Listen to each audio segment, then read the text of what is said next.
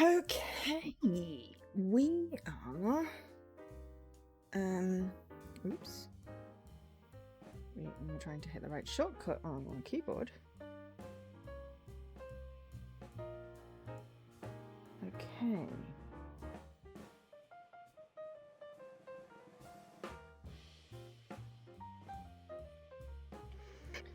Right, okay.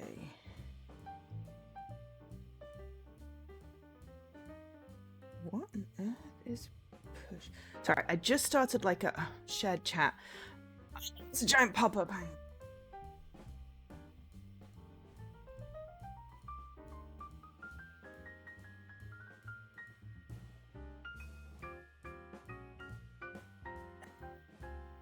All right. Always testing technical things on stream for the first time is a great idea. Hi, Phoenix. So, the idea is that we are doing a shared chat today.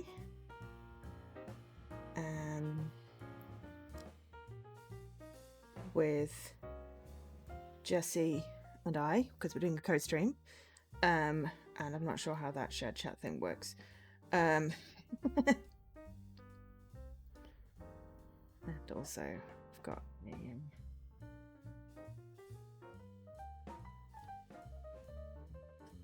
add on Jesse's stream. Okay, right. Okay. Okay. Okay, I think I can say one more thing. Okay, so test one. I'm trying. Okay.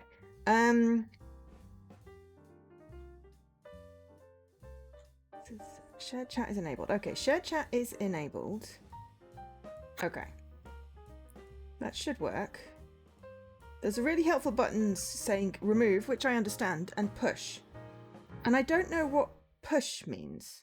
Push the users to add them to the call. Okay. Push. Yes, push guest. Okay. Alright. That should work. Now we should have shared chat. Shared chat started. Okay. Because I joined. Hello. Yes, Hello. but I'd... Hi, Jesse. Okay, so we have... I keep on saying okay. Apparently that is my word for today. And you're in my ears, which is really helpful. I figured out how to fix my headphones, people. And also switch them over. Okay, so... Alright, I need to stop saying okay. I can't stop it! Right. There we go. That's not okay. Okay. Oh my god, I see my own redeem. You see your own redeem. Oh my gosh, that is so cool. Just the tag. I don't see the actual, You don't see the redeem. Yeah, no, there's I don't a little... see the redeem thing. I just see the actual text from you. Oh my gosh, it works. Alright, I'm so excited. Well, I knew this stuff would work. Yeah, but I mean, I knew that you knew, but I wasn't sure I'd set it up right because, well, I did the guest star thing on my laptop and my stream is on my PC. So, you know, there could have been many problems. Okie dokes. So, today, Jesse and I are doing a game in which one of the characters is called Jesse. So, today... Think it's the guy?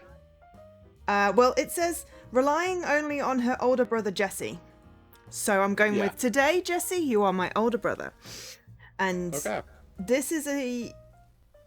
and not your romantic interest. Well, yes, that does make a change. That's usually been the other case.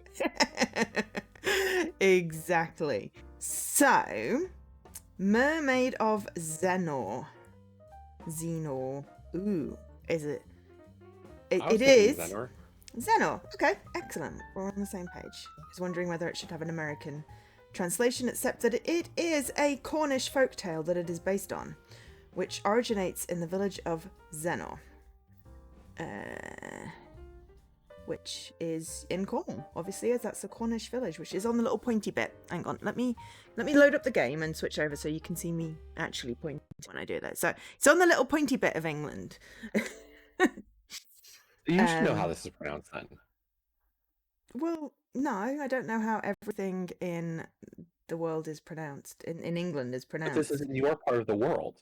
Yeah, but it still doesn't mean I know how it's pronounced. I can pronounce Loughborough. But, I'm not from Cornwall. I'm from the Midlands. It's a completely different part. Either which way, this is a Penguin Pop game published by Penguin Pop. We love Penguin Pop over here. Oh, no worries, Phoenix. You take care of your stew. It's Ebeheim, which is a very well-known, well, at least, for me, visual novel developer.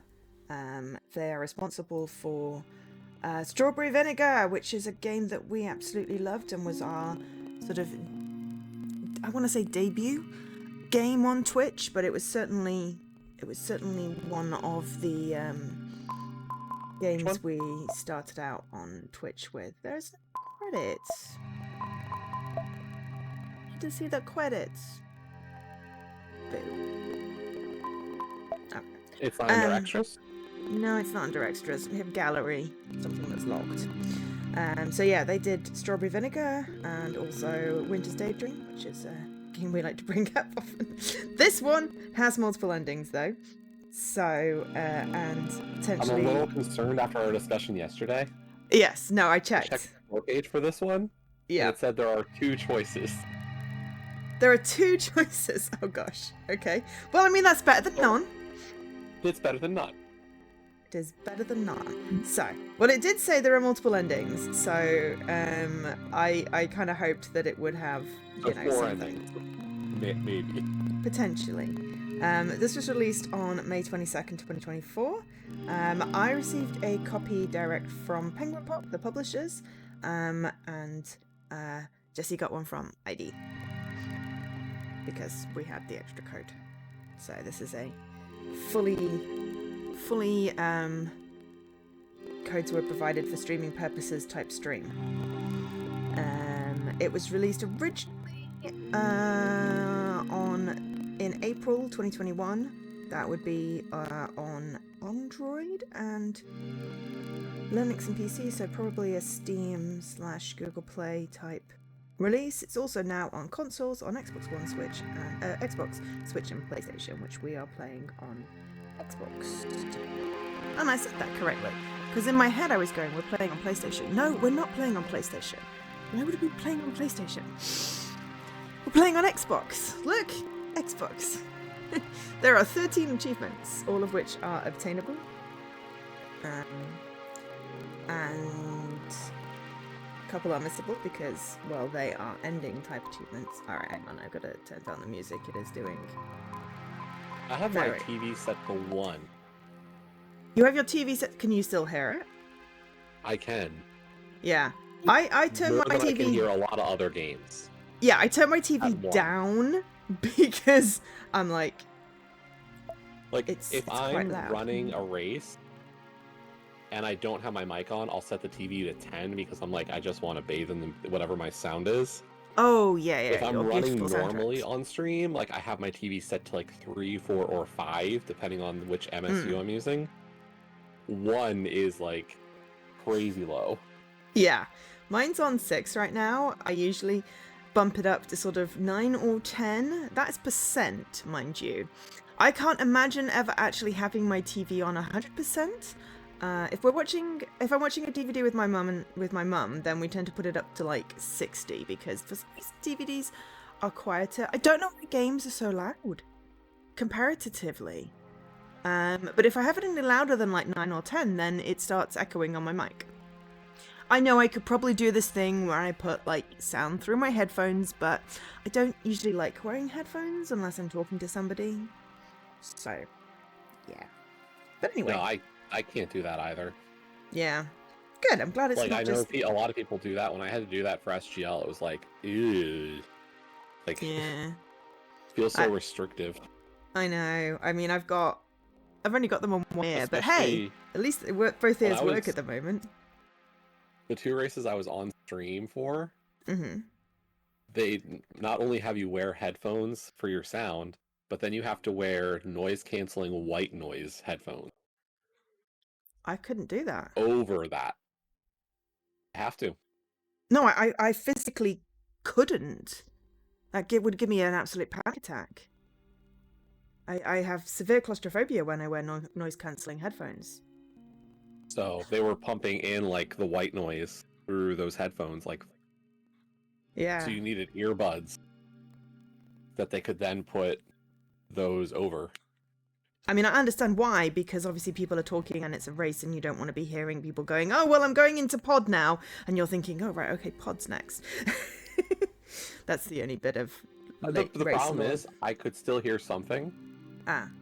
In my last race, I got the hammer off the catfish, and the shock or the surprise from the crowd was audible. Oh. I could hear an oh. I was like, I'm the first to find this. That's interesting, though. That is interesting.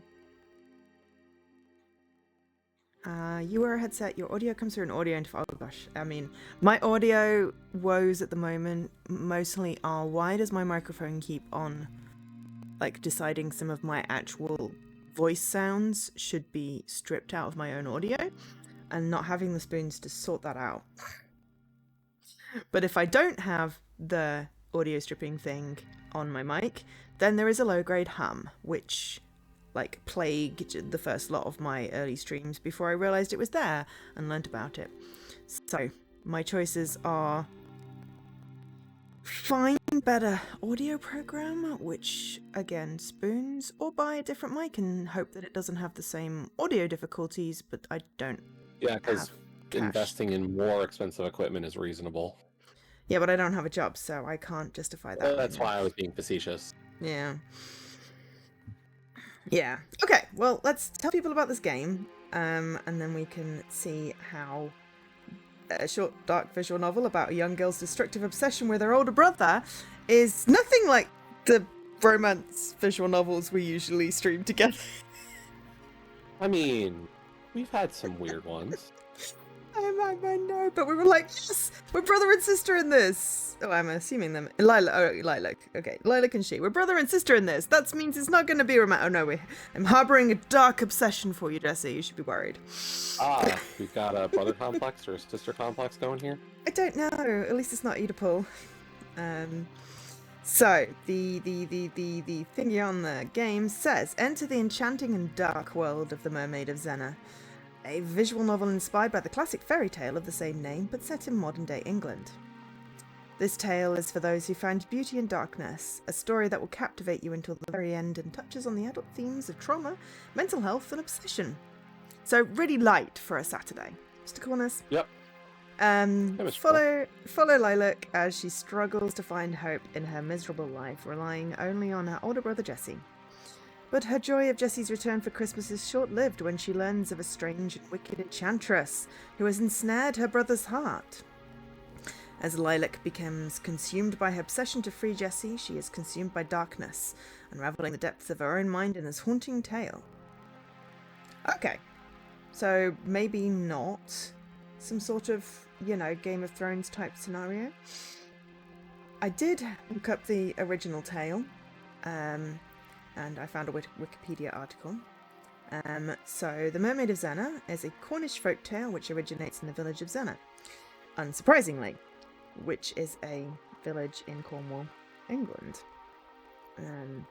The legend tells the story of a mysterious woman who occasionally attended the parish church of Zennor. A young man followed her home one day and neither was seen again. Wow, that's really in-depth. Yeah, no, I was pausing because I was just checking that I wasn't going to start spoilering the whole story for everyone, or myself. So one Sunday, a mermaid appeared to the group of local sailors, asking that they raise their anchor to let her enter her home. And the villagers concluded that she was the same woman who had attended their church. The legend is associated with a carved bench end in the church, which depicts a mermaid. Okay. I'm not sure whether that made anything clearer, or it's still, about as clear as mud, but Ariel's evil. Gotcha. Ariel's evil. I mean, this has tags on the website of visual novel, Ren'Py. Yay, we love Ren'Py.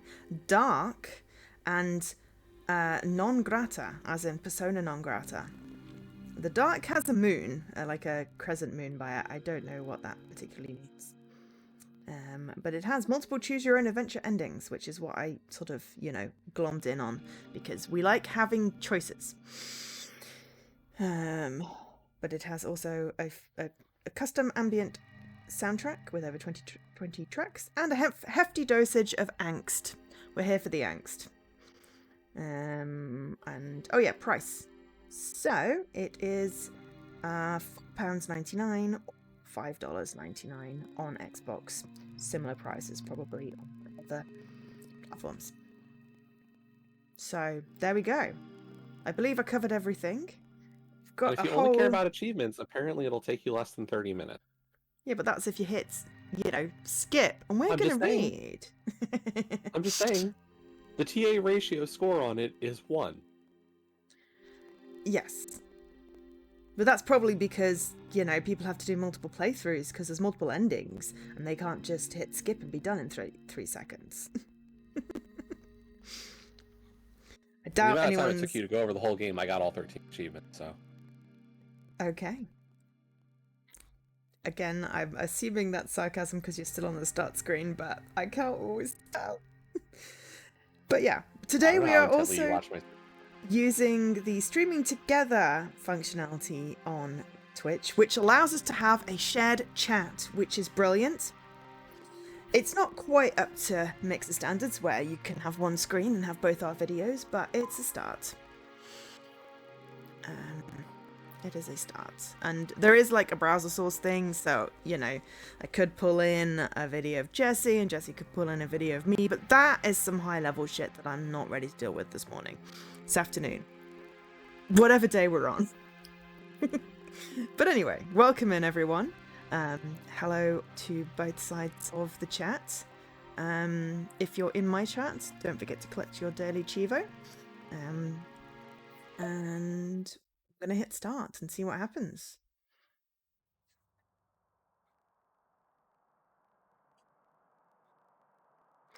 Oh, okay. My name is Lilac, and I'm 13 years old. Okay, so that doesn't start off severely, worrisome. I have short, black hair and blue eyes, and I'm in love with my older brother. Well, that is a sentence. I live in a small village called Zennor, which is located on the north coast of Cornwall, down in the bottom corner of England. Basically, it's on the pokey out foot bit.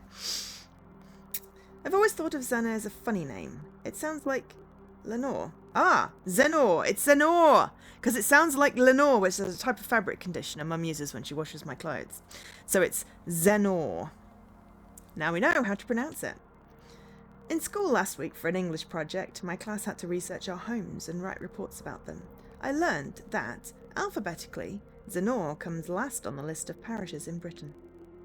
Zennor is also a very tiny village. About 200 people live here. It really is that small. We don't have any proper shops, and we don't have any cinemas, and we don't have any restaurants. We do have a church, though. It's an old-fashioned stone building with wooden pews. To be fair, villages don't tend to have any cinemas or restaurants. That's why they're a village. The village I grew up in had 2 churches, 4 pubs, and a little village shop thing.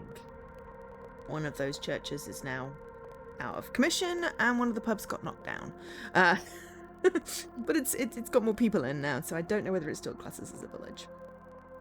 The church in Zennor is a bit famous, actually. Did they get a cinema? No, there's not even a shop now. We have a Vets where the post office used to be. There is no shop. We have 3 pubs, 1 church, and a Vets. But no shops.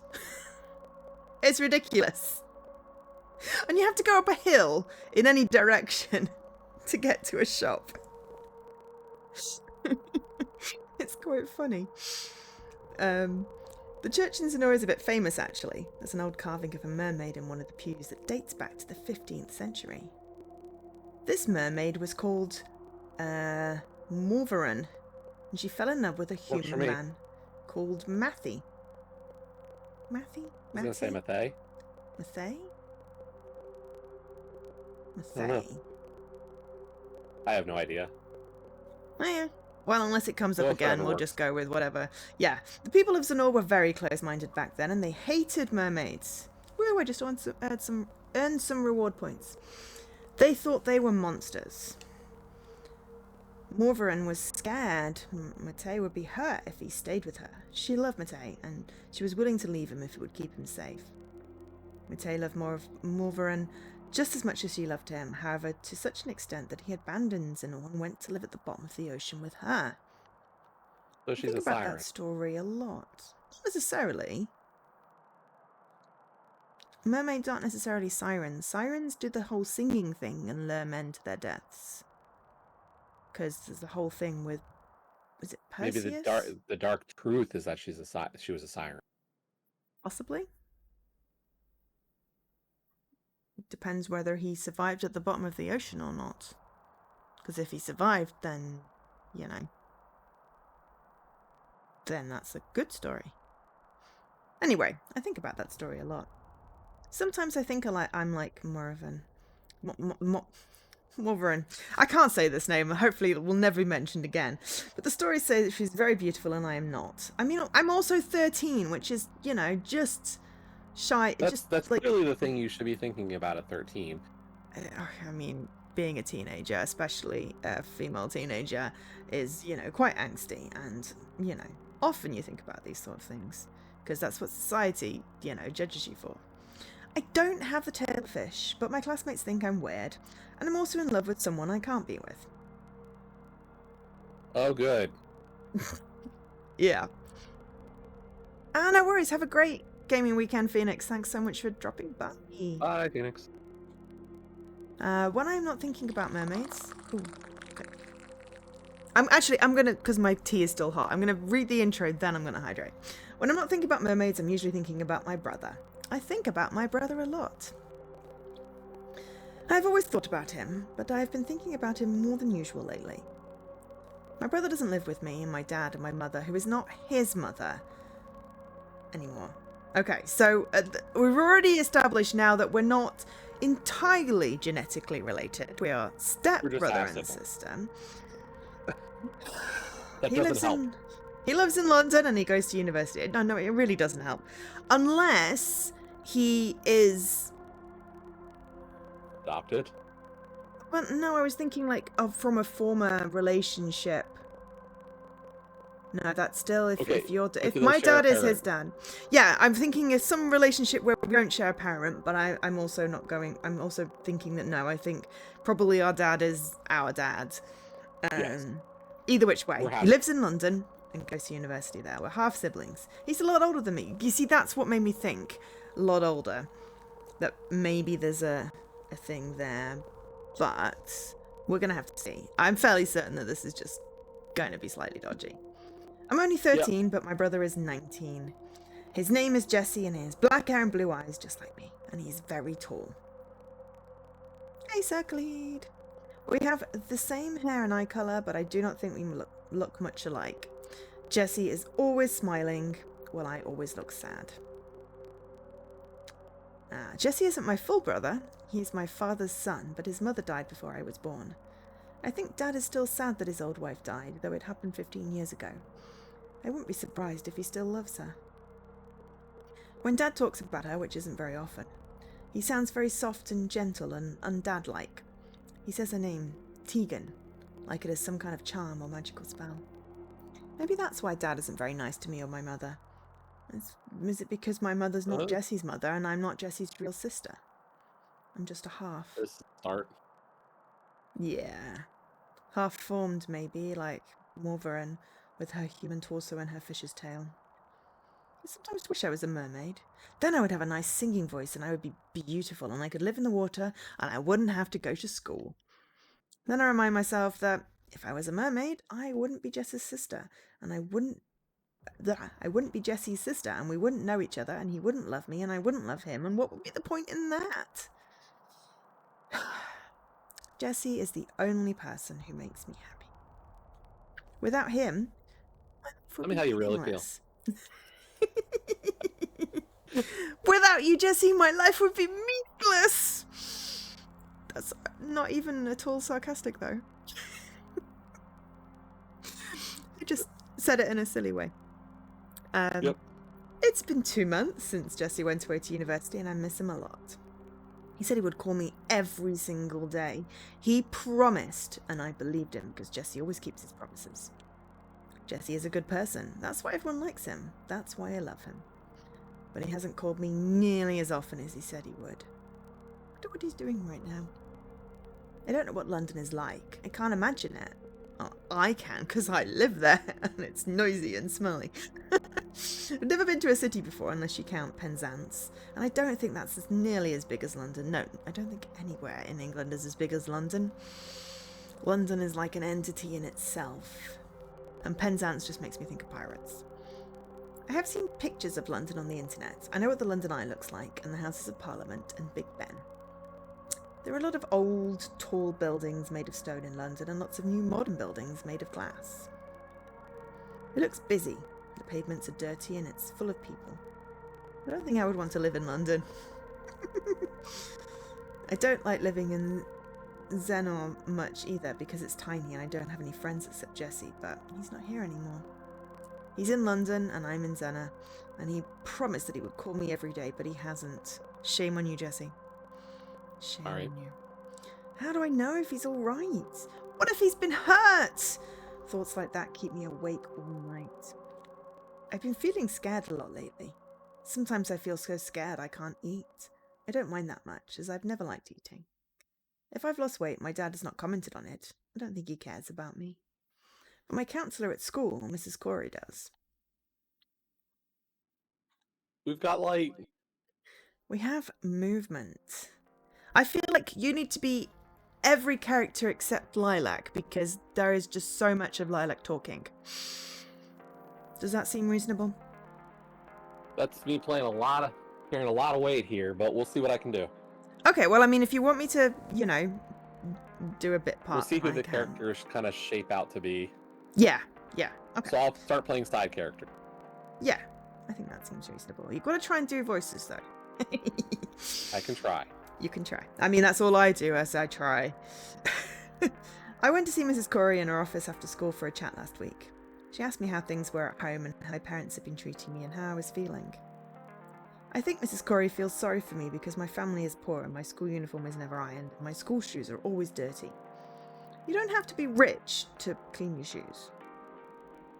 That's just a weird thing to say. I feel sorry for me too, but not because of my dirty clothes. I feel sorry for me because Jesse is not here. I told Mrs. Corey I was having trouble sleeping and eating because I was missing my brother, and she nodded and said, "Oh, Jesse. Oh, Jesse, I remember him. He was a sweet boy." It's great. No, I said stiffly, because I didn't like a tone of voice. He's still a sweet boy. He isn't dead. Of course not. I wasn't trying to imply that. Mrs. Corey replied. This is great. Then why were you talking about him in the past tense? I asked. I stared at Mrs. Corey challengingly, and she looked embarrassed and apologised for hurting my feelings. This made me feel a bit better, but only a bit. I was gonna say, you know what I could do? I could do this, like, all these... See, the question is whether or not this turns into actual dialogue, or it's going to continue to be monologue background with text in it. Because I could do this portion.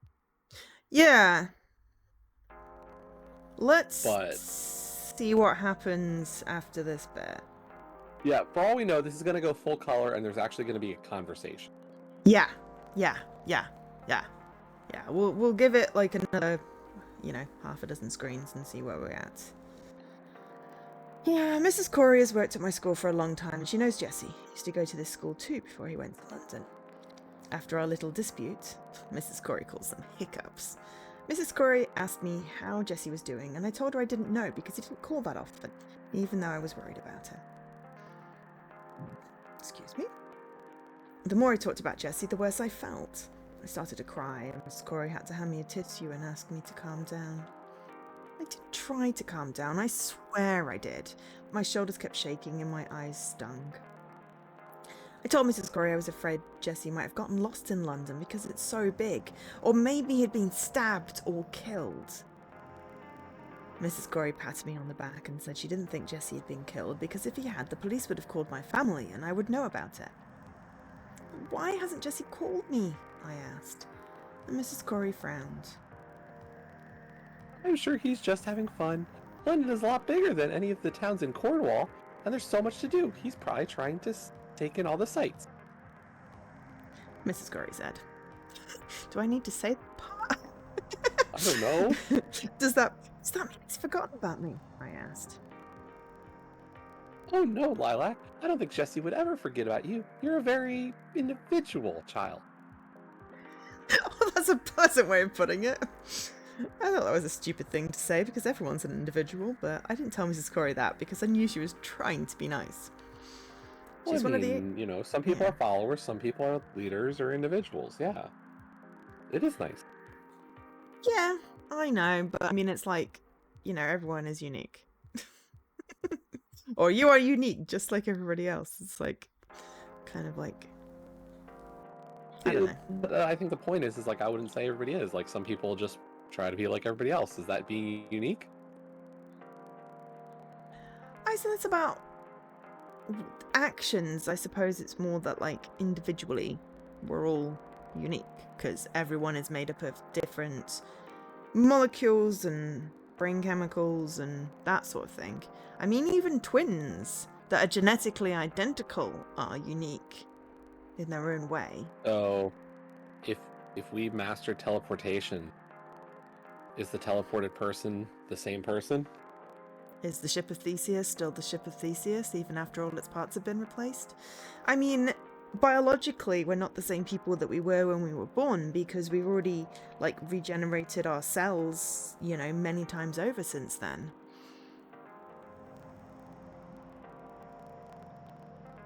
But, yeah, it's one of those philosophical questions, isn't it? Every time on Star Trek you get beamed up or down or wherever, like, technically all your matter got sliced apart. Oh, it's like that magic movie. What is it? The Prestige.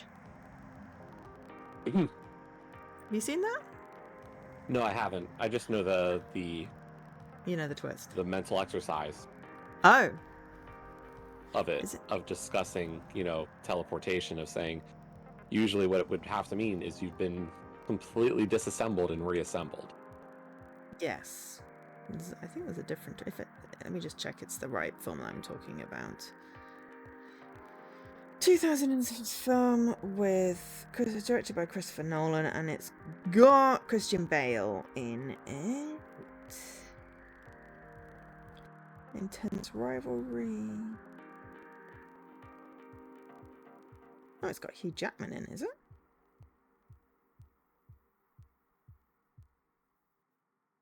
It's a psychological thriller, so I'm thinking it's the one I'm thinking of. For some reason, I thought it had Tesla in.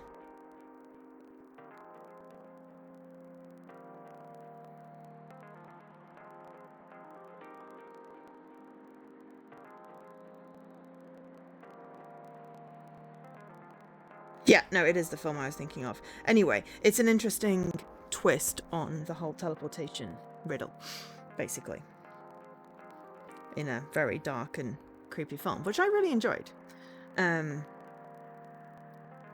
She was trying to be nice. Anyway, she's one of the only people I know who bothers trying. Jesse's growing up and he's his own, that's all. It's normal for children to branch away from their families as they get older, but I'm sure he'll keep in touch, Mrs. Corey told me. And you don't think he's lost? I asked Mrs. Corey seriously because I wanted to make sure. I thought it was a sensible question, but Mrs. Corey laughed like I told a joke. I wish she wouldn't do that. She should know by now that I don't tell jokes. You are her. I know, right? I'm sure he isn't lost, Lilac. Your brother has a good head on his shoulders. He'll be fine, she said. And she sounded so convinced, I was almost convinced too. Okay, hang on, I'm just beating up my mic. Okay, we're still working. I went to get a drink. We're getting colour? We're getting transition? Oh. Back to another cloudy just landscape. Or picture of the sky. To be fair, it's a nice sky. They're nice birds. I suppose this means that Jesse isn't lost and he hasn't been stabbed and he's just in London enjoying himself. He's living his own life. It should make me feel happy, but it doesn't. It makes me feel worse than ever, because I'm a moody teenager now. If Jesse isn't lost, and he isn't sick, and he isn't in trouble, then why hasn't he called me in so long? He has no excuse. I am a Maybe you could sister. call him. She's 13. She probably doesn't have access to a phone, right? That's bull, because obviously if she's waiting for a call, she actually has access to the phone somehow. Okay, that's a good point. I don't know. I was just thinking, like, do teenagers have mobiles these days? I don't know. I didn't have. We only had the because I family always phone. wonder how it is, like, to think that I didn't have one until I was in high school. I didn't have one until I got to university. We used to meet up, and I had to, like, one time I was meeting friends and they didn't turn up, and I had to use a freaking public payphone to call the home to find out if they'd left and what had happened, and they got stuck. That was the whole reason I got a cell phone originally. Yeah. The number of times I had to use the payphone at school because I was in the musical and practice let out early. Like an hour plus early. Wow, that's a lot of time to be hanging around.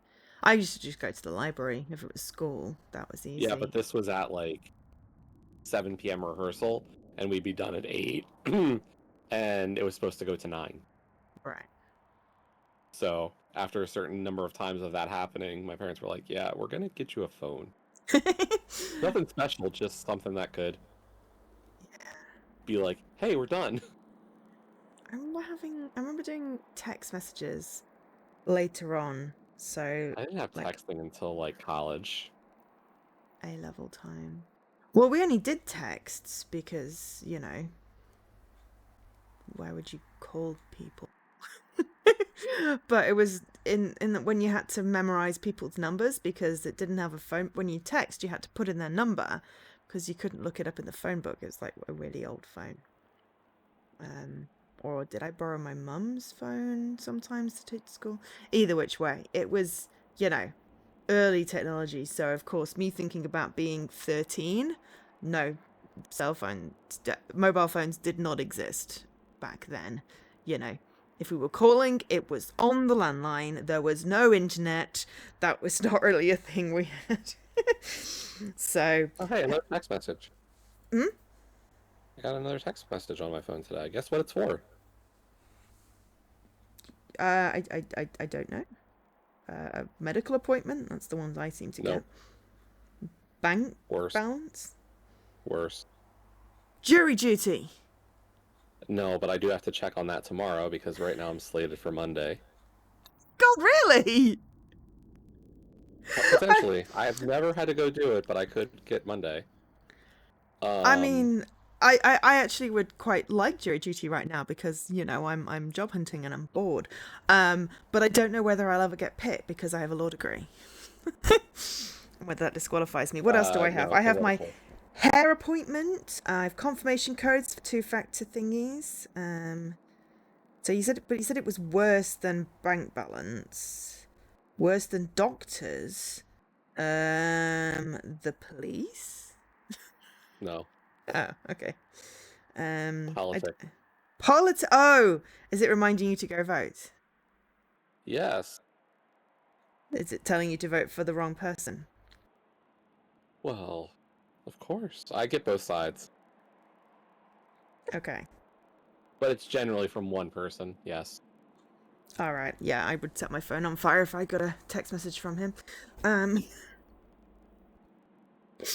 sometimes get emails from political parties in the US because some idiot hasn't realized that my email is my email and not theirs.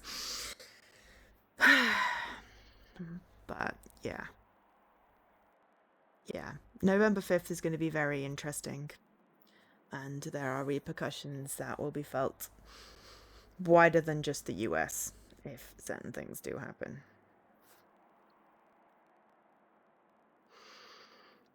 But yeah, so that's fun. Have you voted yet? Did you do the postal vote thing? No, I'll go that day. You're going in. Okay. It's very easy to go. For me, cool. We don't have a terribly long line usually. I'm usually in and out. Hey, Apex. Yeah, I mean, it's not that there's a line. It's just that it was usually happening with work and not being able to leave the house, so I just postal vote because it's easier. Convenience for me, accessibility is always the key. It's down the street for me. I think mine probably is too. But I can vote from my table, and the post box is by the bus stop, which is handy. But yeah, no, I mean, some people like to do it in person because, you know, it feels more solid. I like to trust the Royal Mail, so they will deliver my vote on time. But yes. Anyway, Jesse has no excuse for not calling me. I am his sister. I may not be his full sister, but we were raised together and I love him and I thought he loved me. I thought I was important to him. I thought I mattered. Okay, now I'm going to be an angsty teenager. Why has he abandoned me? Okay, that was too much. Why is he ignoring me? Does he know how much I love him? If I keep spending my nights wide awake staring up at the ceiling, the bags beneath my eyes will grow darker and darker like bruises, but I don't care. It doesn't matter. Wow, this is angsty teen. I know, right? Nothing seems to matter without Jesse. See, this is why you wanted to play this one. Oh, we have colour! And a bloop! Another day. Another day. Lilac struggles through another monotonous day. Oh, you make it sound like an action film. I like that. Alright. Are we gonna actually have talking at school? I mean, that was maybe just all intro. We might be fine. Okay, well, let's just get to school and see what happens, because if she's going to monologue through this is going to be less fun, because I like it when you do some, yeah, well, I suppose Jesse is coming back at some point. All right. I would hope. Like, we think we know what Jesse looks like, and we think we've seen him in the picture. Well, apparently he looks like me. My character, me. Anyway, I hate taking the bus to school. I hate taking the bus to school more than I hate school itself, and I hate school a lot. I go to St. Ives School in St. Ives. It isn't as Mrs. Lambert would say, in that snooty way of hers. It's a very original name. Yeah, but it's St. Ives. And it's, like, famous, because, you know, it's the subject of that weird little rhyme where you were going to St. Ives and you met a man with 7 wives. And each wife had 7 cats, and each cat had 7 kits. And how many people were going to St. Ives? The answer's 1, because you were going there. Anyway, I used to go to Trythall Primary, which wasn't so bad because the teachers are nice to me and I didn't get picked on so much. But now I go to St. Ives School and it's horrible. Does anyone actually like school? I like the work, just not necessarily the people. I hate the uniforms, yes. I hate the school dinners, yes. I hate most of the teachers, no. I liked teachers. But I hate my classmates more than all of that put together. Half. It's like 2.5 out of 4 there. And that finger does not bend like it's supposed to. Ow. I don't know why they're even called classmates. They're not my mates. I get teased a lot in class, but it isn't that bad because Ashlyn is there to look out for me. She's there! We like Ashlyn. The teasing is much, much worse on the bus to and from school because Ashlyn is not there and I'm all on my own. Is that how you pronounce that name? Ashlyn. Yeah. Ashlyn Diath is the lovely redhead lady who's in like all the Diavecchi. Okay, like I see that and I would thought like Aislinn or something. Nah, well, I'm fairly certain it's Ashlyn. Because I think that's why I'm curious, because like this is, you know, regional stuff and like. Yeah, I know a lot of Irish names. I would stumble on some of them, but I do know some of them because I know people with that name, and I'm fairly certain that it's Ashlyn because I've heard it being said. But I'm not 100% because, you know. But I'm fairly certain. You know, maybe part of the problem is that she's got hair covering an eye. Maybe she walks into a bunch of stuff all the time. I mean, that's exactly it. I mean, I didn't have a fringe that long because the eyes were always where I hit, but I often used to have my hair over one eye when it was. I don't know if that was like an angsty teen thing, considering I can't see very well, but it always used to be over my worst eye, so maybe it was just, you know, not just a fashion statement. All right, you ready for some meme whispers, Jesse? I'm met Sure. with mean whispers the moment I step on the bus. The main bullies are called Isla, Phoebe, Lucy, and Megan, and they're all in year 9 like me. So 7, 8, 9 is pre-GCSE, 10, 11, 12, 13, 4 past 8. Yeah, so that works out with the 9 with 13 years old. Yeah, like 13 or 14 would be what I would expect for that year. Yeah. Well, I think she says that she's 13 at the beginning of the game. Did. Yeah. I think they hate me too, but I don't know why. I've never done anything to them other than exist. Sometimes that's enough for bullies. Just look at her, says Megan while trying to find a seat. She's getting skinnier by the day. You don't think she's anorexic, do you? Asked Isla. Of course not. She's just looking for attention like always, says Lucy. Her clothes are so shabby, and look at her hair. It's so matted and greasy, says Phoebe. Does she even shower? She stinks. P.U., says Megan. Shh, she'll hear you, says Isla. Good, I want her to hear us. Maybe she'll start taking better care of herself, says Lucy. Oh, that's interesting. Bullying is self-care. Outside looking like that, says Phoebe. Maybe she's too retarded to know what shame is. I know, right? We don't use that word. It fits the time, says Megan, and then they all laugh. Even Isla, who is probably the nicest of the four. Oh yeah, Isla was so nice during that conversation. I mean, bullying is self-care. Still bullying, especially if you're going to use that word, because if they're old enough to have the internet, if it's set in a time where they have the internet, we know that word is not to be used. 13-year-olds, I wouldn't be surprised though either way. Still, they don't care. Yeah, I was in my English class, and once she let me borrow a pencil when I lost mine. Wow, a pencil! I know, right? A whole pencil. She didn't pull a face when I took the pencil from her, and she even smiled at me. She isn't smiling now, though. I slumped down in my seat and rest my cheek against the window. Oh, I do that. It feels cool and relaxing against my face. That's why I do that. Because I get travel sick on buses, so I'm chronic. I look at my reflection in the window. The windows of the bus are dirty, and the lilac who looks back at me is distorted. Her reverse face is even grimier than mine. The sleeve of my blazer is grimy too, and it smells of bacon fat. I helped my mother make breakfast this morning, and they all splattered down my front, and I didn't have enough time to change it. That's what aprons are for, sweetie. My mother would thank me for helping her, but she didn't. She just sighed and tutted and said I was clumsy. I lick my fingertip and start scrubbing the spot of grease, but it doesn't budge. I don't know what I was expecting. Not saying anything, murmurs Lucy. Do you think she's crying? Asks Isla. Why don't you cry, Lack? It might clean your dirty face, says Megan. I don't really feel like crying, so I don't. I wouldn't bother shedding tears over those idiots. Instead, I fantasize about taking a long, sharp knife and slitting Megan's throat.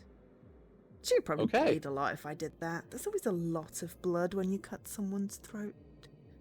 How do you know that? The throat is one of the most vital places on the human body, and it's easier to aim for than the heart, which is protected by the ribs. I watch a lot of CSI and medical programs. Yeah, but she has the internet. Much older. She has the internet. Plus, that's what they always do in movies. Is they grab someone by the hair and they slit their throat. You're sort of guaranteed to die from that kind of thing. So I'm fairly certain that she's told me to watch Angel SK Joe stream on Twitch. What did? I do that on my phone on Saturday. All right, it's a bit late. We've been live an hour. No, it's just I looked at my phone. It's starting to memorize my patterns. I'm not entirely sure mine told me that you were live, so that's always fun. I don't get that notification. It's just it learns the fact that I sometimes watch. Do you watch on your phone then? In the mornings? Sometimes. Well, sometimes also around now is like when I leave for lunch. I'll sometimes put your stream on, so. Sometimes. Cool. I am a good accompaniment to any meal, apparently. I think about stabbing Phoebe, Lucy, and Megan, and only sometimes Isla, quite a lot. It is what Mrs. Corey would call therapeutic. I'm sure she wouldn't. No. I do not think she would approve of this so-called coping method, though.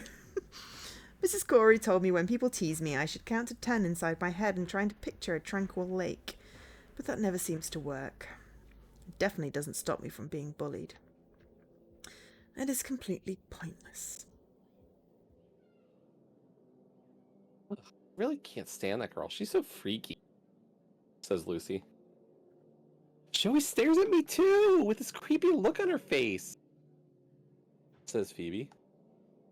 Gross, says Lucy. And she smells, says Megan. Well, I mean, if she smells like bacon, is that bad? I know. I'd love to smell like bacon. But she doesn't have bacon, so maybe that's the problem. This is what they mean by saying that women tease. She teases by smelling like bacon and never having bacon. Yes, I'm sure that's what they mean. Yep. Okay. Sorry. Hey, Lilac, did you hear that? You smell, says Megan. You could at least brush your teeth, you know, says Phoebe. Hey, since we're feeling so generous, why don't you take this, says Megan, but she does not say it, she shouts it. A scrunched up ball of foil and paper flies down the length of the bus and lands in her lap. It is a very light projectile and it doesn't hurt, but it still takes me by surprise. I pick it up and unfold it, smoothing out the rough creases beneath my fingertips. It is the wrapper from a package of spearmint gum. Somebody must have chucked it. I'm used to that. People throw things at me a lot. A chewing gum wrapper is not worth worrying about. As long as they don't put chewing gum in her hair. I've had much larger objects thrown in my direction before. The boys are usually more daring than the girls. PE bags are rather common, but so are footballs and bottles of soda. Hey, Subterfuge. I was once hit in the head with a soda bottle. The top must have been screwed on loosely because it fell off and I was soaked from head to foot with sticky liquid. Ugh. All the boys and girls laughed. The So bus driver did not laugh. He pop glared at us in the rearview mirror and said, I hope one of you is going to stay behind and clean that mess up, or I'll be having a strict word with your parent. He didn't seem too concerned about my welfare. He was more alarmed about the seats of his precious bus, which are ugly anyway. I crumpled the chewing gum wrapper up in my fingers and stashed it away inside my pocket. Now, what do you say? Why don't you thank us? Says Lucy. As if. She never speaks to us, says Megan.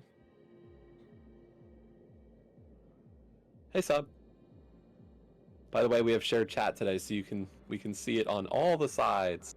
Yeah. And you can see a little icon next to your name that shows that tells us where you typed it. Yeah. It is called Stream Together, and yeah, they added the shared chat thing, which is good. Yeah, if you've seen on different channels, it said like knock to say you want to collaborate. Like you can add people to your list of favorites.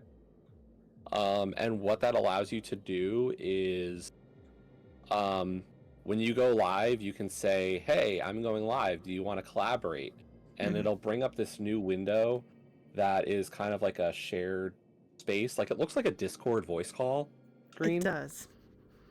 But on the side is a box that shows shared chat where you can enable shared chat as long as both people are live. So like we both joined the shared chat and it looks like you can have up to 6 people. I haven't tried the limits, but I think that's pretty cool. Because we've been doing the sort of, streaming together without using the streaming together feature for ages because it didn't add anything that we didn't already get from being in a Discord call. But yeah, now that it's got shared chat, it's like finally, affiliates are getting some features. Closer to Mixer. Closer. Not quite. It would be cool if we could be on the same window, but yeah, it means that, I don't have to keep on checking your chat, I can just have your window open so that, you know,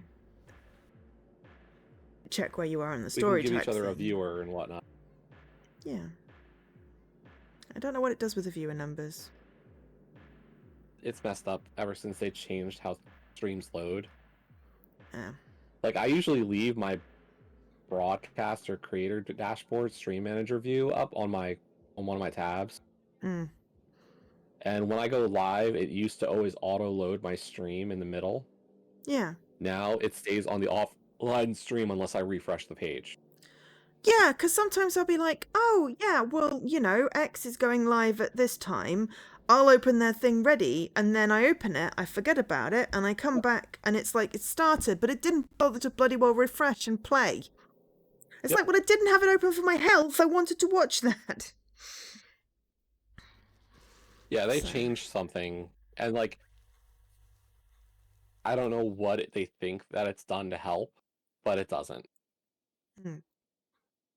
Haha, now I'm getting your Nightbot messages. Wow. You have Join a Discord, my Discord, do you? Go stream. Yeah. Though I have, oh, you've got an event coming up, haven't you? I've got 3 events coming up. Yes. Specifically, there's one either, is it today or tomorrow? Tomorrow. Everything is... Right, okay. I was just double checking because obviously, you know, we'll finish at about 6, but if you've got to go for a race, I wanted to be aware of it. No. So we can, yeah. Okay, First race is tomorrow afternoon, and I don't think... Nothing there. Main tourney people haven't signed or haven't pestered me to start figuring it out, and the other one is saying, oh, that could be my last race for that. Okay. Do I that time? Do I have anything going on? If you're starting at 6 tomorrow, then you know if I finish on time, I will do you a raid. I don't know what I'm streaming tomorrow. No, wait, what day is that this week? Also, the 25th? Yeah. You know that Arrow game you were talking about? The what? The Arrow game. Arrow 2. With lots of A's. Oh, Arrow, yes. Yeah. It'll be on the list once I've got the list updated, unless you've already bought it. I did not yet. Excellent. Well, it's on the list, and we'll mark it as... There's one other one I'm curious about, but I don't know if you care about. Okay, which one's that? The surprise release from yesterday. Or Thursday. You mean Animal Well? Yes. Ah, yeah, I was looking at that one. I have avoided spoilers on that one because I knew that it was like such a me kind of thing with the platforming and all that. But it was like, I don't know if Joe's interested in it, so it's wish listed right now. And I'm just like, we'll see if it's on the list and if Joe is interested. It is on the list, and I am interested. I had a text message from my friend going, we were watching the Xbox partner preview, and Animal World looks like a U game, so yeah. And I'm like, I have seen Leaky play it, but I am intrigued by the fact that there's like seems to be collectible stuffs in it as well, and yeah. So I'm definitely. I wasn't sure if platforming was going to be yes or no. I do some platforming. I'm not great at it, but I don't think it's like, you know, Celeste or whatever that really hard platformer you were doing that you got really good at. Something about Friends? She used to make jokes about it, and I can't remember. It was from years and years and years ago. What was it called? What? There was a platformer you played years and years and years ago, and everyone kept on saying, oh, we're going to gift you this game because it's like a really hard platformer. I can't remember its name. It had like Friends in the title, possibly. Where Are My Friends? Where Are My Friends? Is that the right one? I'm like one of the only like 3 people or so to have it done. Yes, so that was the really hard platform. It's like I don't think it's that level or Celeste level. I think it's possibly, more, I don't know, Chariot-esque. And I've played a multiplayer game solo, so I'm Yes, but I because am Chariot was intrigued. so easy. Well, it's not, but it's also meant to be played with somebody else. And I really wish it had online multiplayer, though we probably should have tried it when Mixer had that whole you can have a second controller. Problem was how much delay there was. Hmm? The The delay was delay. not Yeah. manageable. Well, yeah. But yeah, Chariot. I wish it had online multiplayer because that would have been much better. But the fact that I completed the story on my own. But that when I was trying to like get all the extra bits, my eczema was really not in a great position, and my hands were literally splitting open and bleeding on my controller. But now I've got the Elite, and I can remap keys. Okay. I'm wondering, because the problem I was having was you had to hold on to like keys that were really close together, and I'm doing it with my non-dominant hand. So, yeah. Anyway, I probably will be giving Animal Well a try. So, I think that that will probably have to stay on your wish list. But I have no interest in Aero, because that's a music game, isn't it? So that one is all yours. It's rhythm, it's not really music. Still, it's not something that goes particularly well with my brain. And not as much as I like music, anything that involves music to solve puzzles just for some reason just goes straight out the window. Or in one ear and out the other ear, whatever the expression is. Anyway, where did we get to? Did you say the staring line? But that doesn't stop her from staring, says Phoebe. What a weirdo, coughs Lucy. It's no wonder her brother left her, says Megan, and then she laughs. My fingers tighten into fists on my lap. The motions of the school bus knock my head against the window. Ow. I don't care what the bullies say about me or my parents, but I do care what they say about my brother. I care about Jessie more than I care about anything else in the world. How could they ever Well, they didn't understand insult a love Jessie, like they mine? insulted you indirectly. Yeah, exactly. But, she's So it's being okay, an they angsty didn't insult teenager. Jessie. I could try and explain it, but I know it wouldn't help. My bullies are too stupid and simple and narrow-minded to know what love is. They do not know anything, and they are wrong when they say that I smell. I do not. Not deliberately, at least. Hey, Lilac, aren't you going to say anything? Are you dumb? Says Lucy or Megan or Phoebe or Isla, but at this point I can't tell them apart. Wish they would all shut up. She never tries to defend herself. She's such a weirdo. Maybe she's too to understand what we're saying. Why does she have to go to our school anyway? Aren't there special schools for people like her? I'm sick or tired of seeing her every day. She's so depressing. Do you think she knows she's a weirdo? How could she not know? It's so obvious. I fold my arms across my chest and look out of the window. Oh, it's the sky again! The scenery speeds past. It goes by quickly, but it's not quick enough. I wish the bush driver would drive and drive and drive until all of Cornwall becomes a blur and everything around me disappeared. All the mocking laughter, all the cruel insults, all the nasty names, everything. I wouldn't mind if the driver put his foot down on the accelerator and drove this bus right off the side of a cliff. Nobody would die. All the people who are mean to me and all the people who aren't mean to me, but who sits there quietly while I'm being bullied without defending me? Sometimes I think those people are even worse than the bullies, and the bus driver is the worst of them all. He's supposed to be an adult, but he lets my classmates tease me without saying a word. Maybe he doesn't want to start a scene. Maybe he doesn't think it's worth it. Maybe he doesn't think I am worth it. Am I less than human to him? I must be less than human to the others, or they wouldn't treat me like this. He wants to be insulted and harassed and called names. Mrs. Corey thinks the bullying will stop if I remember to say please and thank you, but I think she is deluded. I do not always know how to respond appropriately in social situations, but I think a curt piss off would be justified in my case. I have a feeling that she might be autistic, as this is feeling very familiar. Swearing doesn't stop the bullying either, though. I've already tried it. Ooh, no, but I once called one of my bullies a bitch to her face, and it felt very good. For about 30 seconds, then I wanted to run away and hide, but it was great for those 30 seconds. That is partially how I ended up with the counsellor in the first place. None of my bullies have to speak to Mrs. Corey. It's only me because I am the problem child. Sometimes I want to give my teachers and my parents and my bullies a real problem to contend with.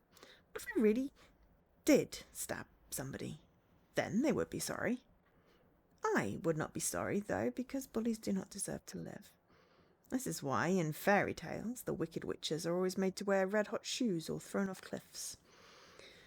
If my life was like a fairy story, these boys and girls would have died a long, long time ago.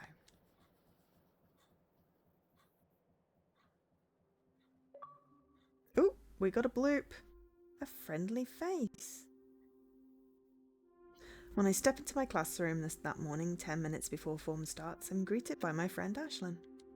Well, Ashlyn thinks she's my friend. I'm not so sure about that.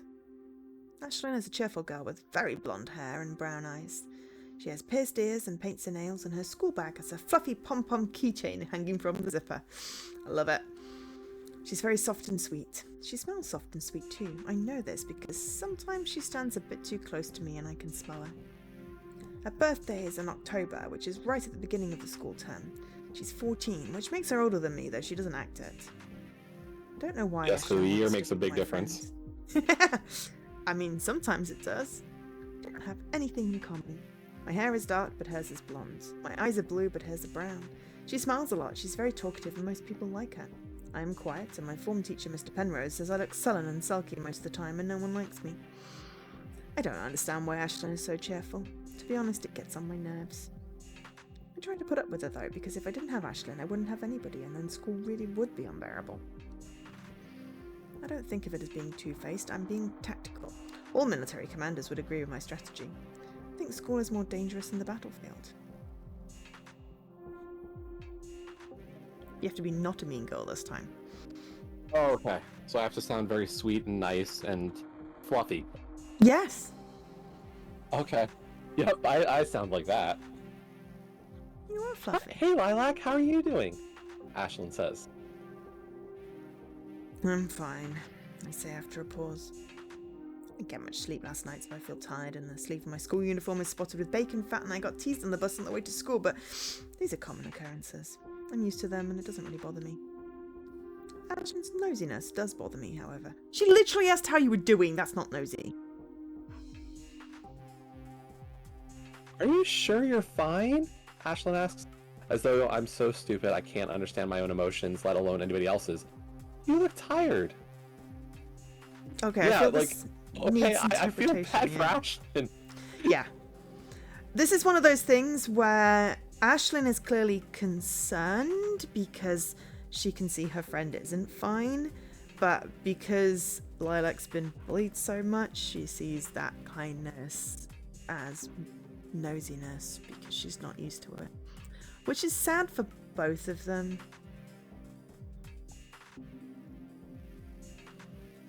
I woke up early and helped my mother make breakfast, I say. You also didn't sleep, but it's okay.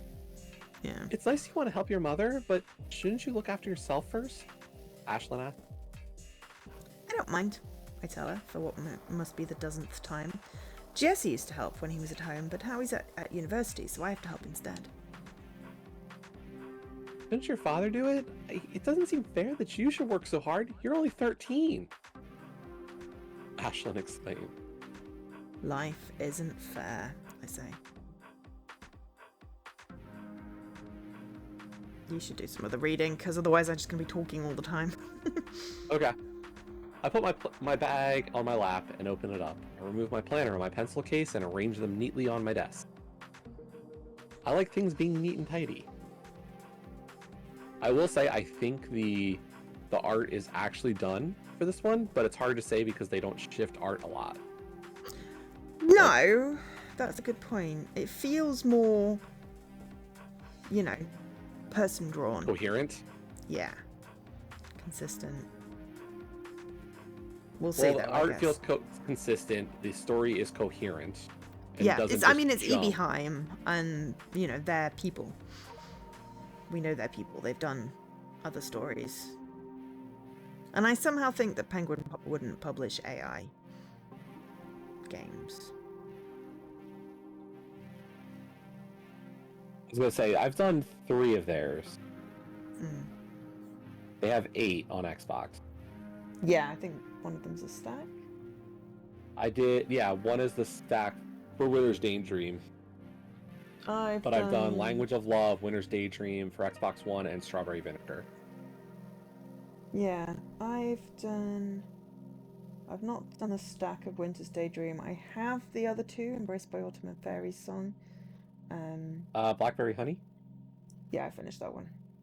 That one was disappointing.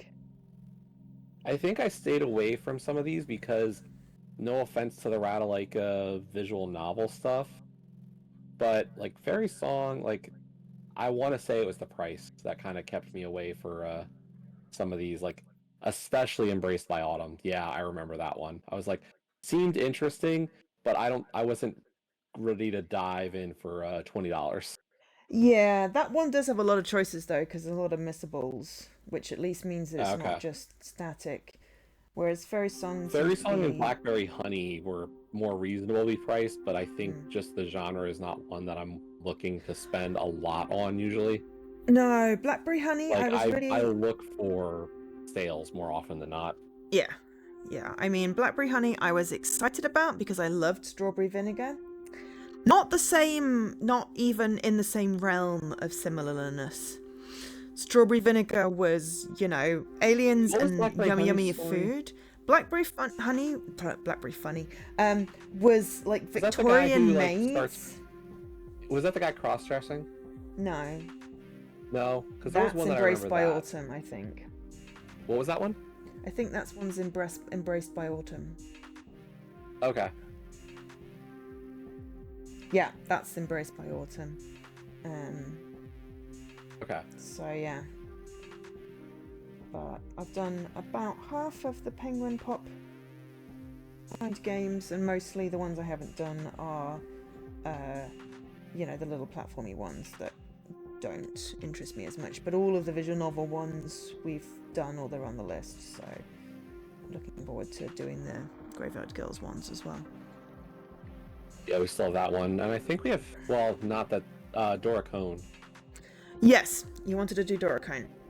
It is. I don't remember why we said Dora Cone. I just remember buying it and saying. I don't know. We could do that sometime. I was gonna say you told me that we should do that one as a co-stream. I'm like, cool, and we've just not touched it since. And that was about 18 months ago. A visual novel. And I was like, we do visual novels. We do, but we don't do all of them. And I think we do all the Penguin Pop ones because they're always quite nice. We do, yeah. But some of the other ones, don't necessarily work as that. Yeah, I mean, we can have a look. We've both got it. We may as well do it. So. Yeah, we tried the Sakura Club once. Yeah, we tried. That was a hilarious disaster. I have since just sped through the others. Did you? Oh yeah. Well, I needed to get the gamer score for something or other. It was either a competition or I was boosting my thing to get 1 million at the right time. So they were. At least? Yeah, I can read at speed. Okay. They were equally as mystifyingly incoherent as the others. So you had like a short journey with one of the girls, and then she disappeared. You met one of the other girls, and then had a differently.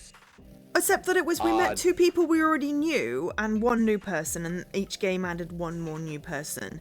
But it was like we hadn't we had built that a weird harem romancy of thing. friends, not girlfriends. Yeah, but it was odd. Like, we were sort of relearning who they were, and it wasn't consistent. And it was just like, oh my god, this is just bad. So yeah, Okay. I used it as gamer score fodder. I'm not happy about it, but I'd already redeemed the code, so I felt like, you know, yeah, it felt a bit Well, if they go on a icky, deep sale, maybe I'll add them for gamer score fodder. yeah, I mean, you know, it's literally just hit fast forward. It's what I mock, but those ones weren't, you know, no person did those with any kind of, you know, love and attention. Well, I mean, when they have 6 fingers or 7 fingers or... Yeah, and they did change looks and clothes every 3 seconds as well. Yep. Okay. I hope Ashlyn might get the idea and leave me alone, but she doesn't. She never does. Instead, she looks at me and frowns. Because she's a good friend. Hey, Lilac, Ashlyn says. Did you eat any breakfast today? I shake my head. Why does she care? Weren't you hungry? She asks. I shake my head again. Well, it's a good thing I stopped by the supermarket on my way to school, Ashlyn says, but she doesn't really say it. What? Because next line makes more sense now. Ashlyn has a light, lilting voice, and it often sounds like she's singing. Ashlyn digs into her school bag, which is very pink and cute, and procures a slightly squashed ice finger, which is wrapped in a plastic bag. Okay, I feel like I need to insert a little bit of school trivia in here. So, an iced finger is basically a slightly sweet Like a hot lady dog. finger?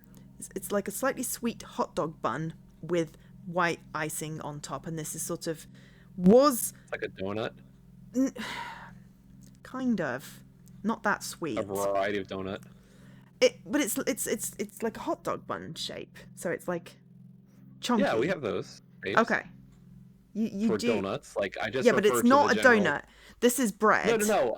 I'm saying that the general, like if I go to a donut place, they'd have donuts shaped like that.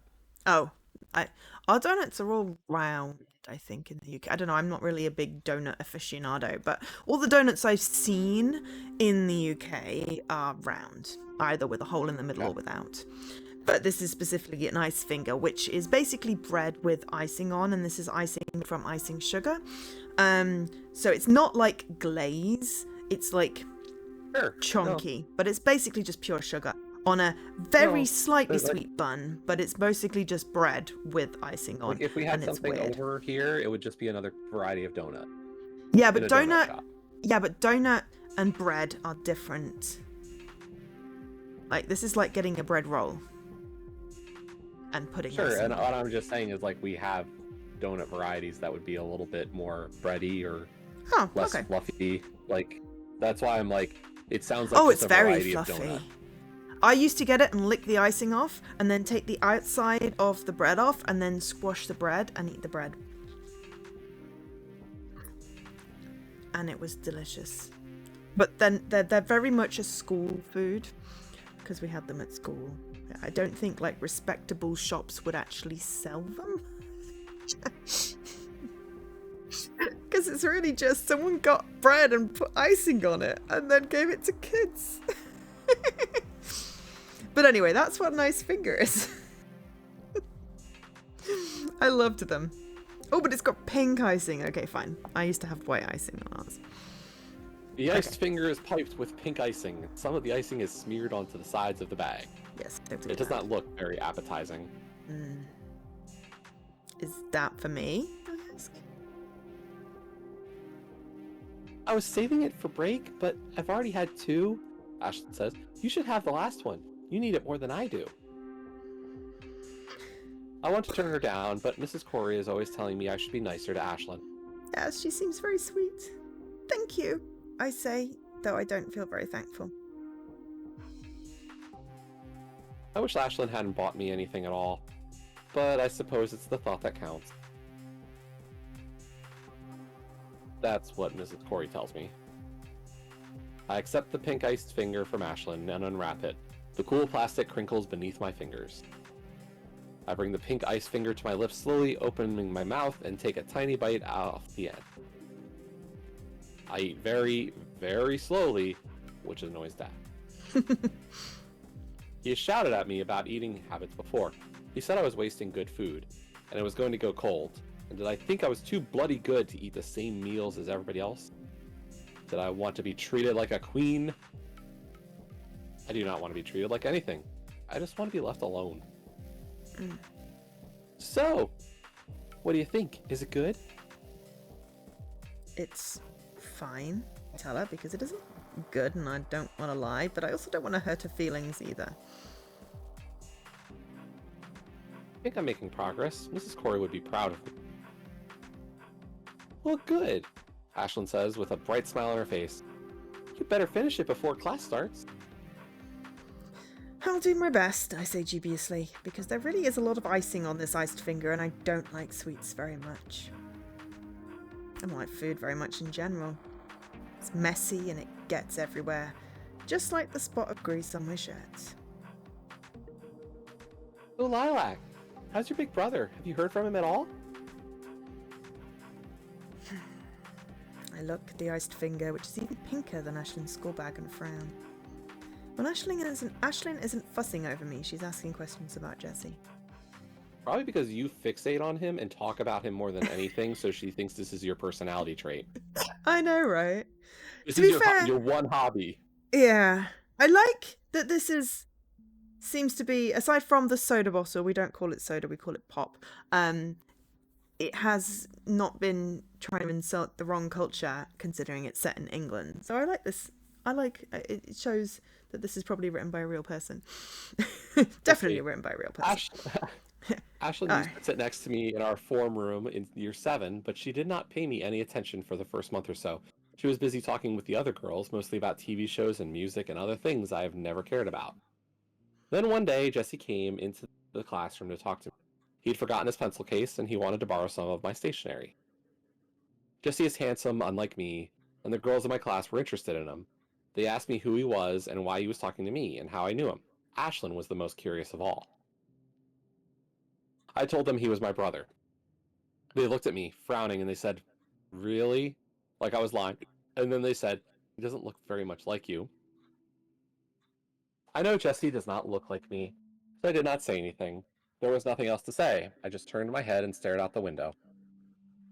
I thought that would be the end of things. But ever since that day, Ashlyn has been determined to become my friend.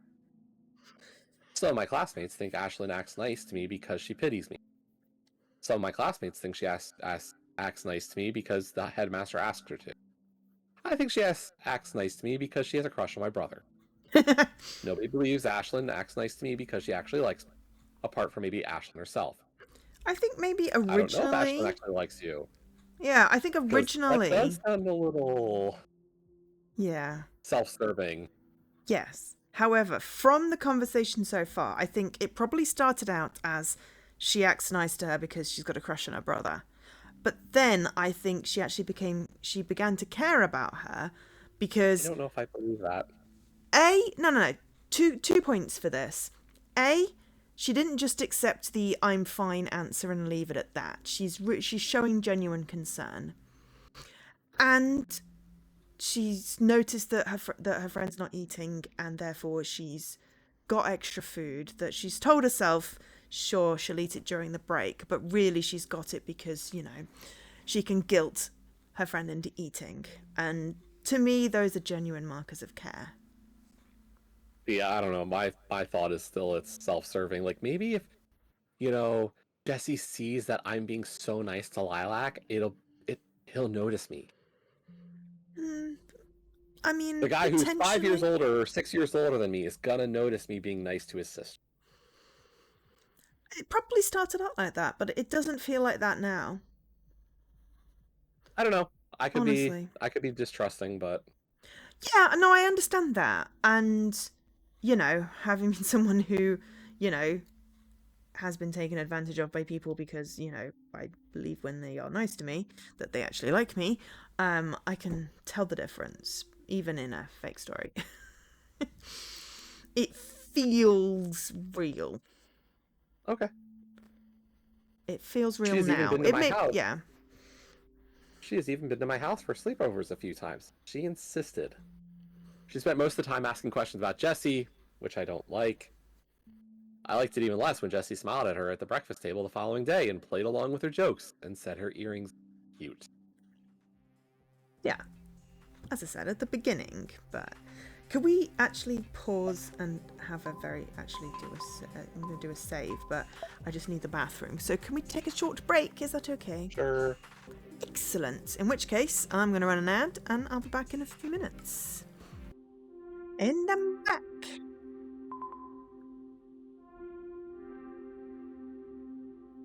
Oops.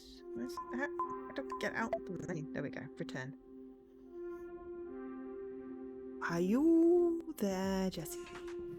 I am. You are. Okay, cool. I didn't know whether you'd taken the opportunity to go for a break. I didn't feel like going anywhere. That's fine. I really like the shared chat.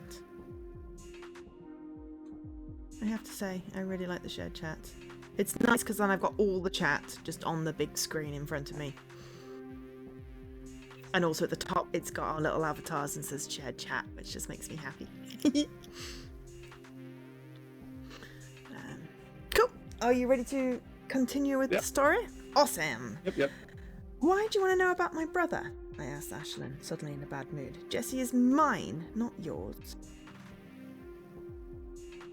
I know he's not my brother, but he means a lot to you, doesn't he? You were upset when he was moving away, right? That's right. I was upset. You're not allowed to be, I say sharply. Lilac, why are you being so cold? I'm trying to look out for you. That sounds more like you're interested in my brother. Maybe I am interested in him, but I care about you too. I don't want you to be sad. I'm not sad, I tell her, but that isn't entirely true. I think Ashlyn knows that too. She might be a bit of an idiot, but she isn't completely stupid. You can tell me if you're feeling down. Isn't that what friends are for? I'm not down and you're... I start to say, but then I cut myself off. I was going to tell her that she isn't my friend because I don't think she is, but that would be rude and it would probably upset Mrs. Corey. What about upsetting Ashlyn? Yeah, I know, but yeah. Have you got your Mrs. Corey voice ready? Oh, right.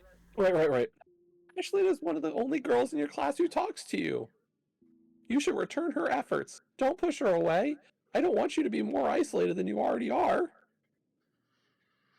I often think I would rather be lonely than be pretend friends with a girl who's in love with my brother, but I like Mrs. Corey and I don't want to hurt her feelings. I don't really want to hurt Ashlyn either. It isn't Ashlyn's fault that she's stupid and has an annoying voice and she's in love with my brother. She can't help any of that. Wow. Yeah. I don't know if I like our protagonist. God, no. No. Very, very I want to angsty. pity her, but at the same time, I'm like, geez, you are very unlikable. I mean, I've read stories with protagonists like this. It's like, I want to feel sorry because it really is tragic. And then you're like this. I get So the it. people are genuine. I get it. But I have, as I said before, I have a sneaking suspicion that, she's an autistic coded character and she's not picking up on the social cues because, she's only taking for what people say. And that's why people think she's weird and why she's getting bullied. And if you're getting bullied, then you feel like everybody hates you and it's just really hard. Lady McGree. To deal with that. You're in trouble now. Yeah, it's fine. I eventually tell Ashlyn, my fingers picking at the pink icing of my bun. I'm fine, I don't want you to worry. But I do worry about you. You're my friend. We've been friends for 2 years, haven't we? I suppose we have, I say, blinking, because Ashlyn's right, it has been a long time. You're always so distant. I want to help if there's something wrong, but I don't know if I can. You never talk to me. Maybe because she doesn't treat you like a friend. That's because you always do the talking. Well, if somebody has to lead the Hmm. conversation, always. Hey, Yeah. Pichu. Hey, Pichu. Well, maybe you have a point. My dad says I'm a huge chatterbox. I'm just like my mom. I'm not like my mum, I'm like my dad. Oh, what do you mean? I make people around me unhappy. And who told you that? Ashlyn asked, planting her hands on her hips. If people are being mean to you, like, that, you tell me and I'll sort them out. You don't need to sort anybody out. I can look after myself. It is true, too. I could look after myself very easily if murder was not a crime and schoolgirls were allowed to bring knives to school. You can tell That's a this is set in the solution. UK because, schools banned weapons and it stuck. Are you sure you're alright? I can talk to Megan if she's been saying mean things again. It's fine, I was just telling the truth. I think I must be like my father because Jesse doesn't like him, and if he liked me, he would have called me by now. You mean you haven't heard from him? I shake my head. My fingers pick at the pink icing of my iced bun, but I don't put any of it in my mouth. I don't feel hungry. Talking about Jesse does strange things to my stomach. In the past, it used to fill... Oh, a young girl in love. In the past, it used to fill my stomach up with fluttering butterflies. Now it makes me feel sick. Yep. It makes me feel sick too. Maybe he got tired of me. I say quietly, still dissecting my dessert with my fingertips. Mrs. Corey said he probably hadn't called because he was busy, but if he really loved me, he would make time for me, wouldn't he? Keep picking at the iced bun. My fingertips are sticky and covered in pink, sugary slime, but I don't stop. Maybe he wanted to escape from me. Maybe he wasn't just tired of Dad, but me too. I probably annoyed him a lot. Mrs. Corey says I can be rather difficult. I look at Ashlyn. Am I difficult? I ask Ashlyn because I have to. She's the only person in the school I can talk to other than Mrs. Corey. And though I doubt she will give me decent advice, I know she won't laugh at me. She isn't like Isla and Phoebe and Lucy and Megan. Maybe Ashlyn laughs at me behind my back with her other friends, but she doesn't do it to my face, like everybody else, which is kind of her. You can be difficult sometimes, but I think that makes you interesting. I'm interesting? Hey, Eva. That's right, you're really funny. That's why I wanted to be your friend. I thought you wanted to be my friend because you like my brother. Well, I do like your brother, obviously. But if I was only interested in him, I wouldn't keep talking to you, would I? I mean, he's at university now.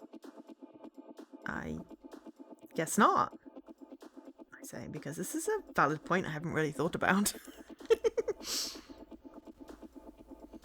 I talk to you because I like talking to you. I can't stand how mean the other girls are to you. It isn't fair. Told you she liked me. The world isn't fair. I tell her again because it isn't. Maybe not, but I'm going to stick by your side all the same. I care about you, Lilac. You can rely on me, and you can rely on your brother too. Do you really think so? I'll let you take over on the narration. Okay. I'm not sure why I value Ashlyn's opinion so very much. She is an idiot after all, but she is popular and most people like her, so she must know some things I don't.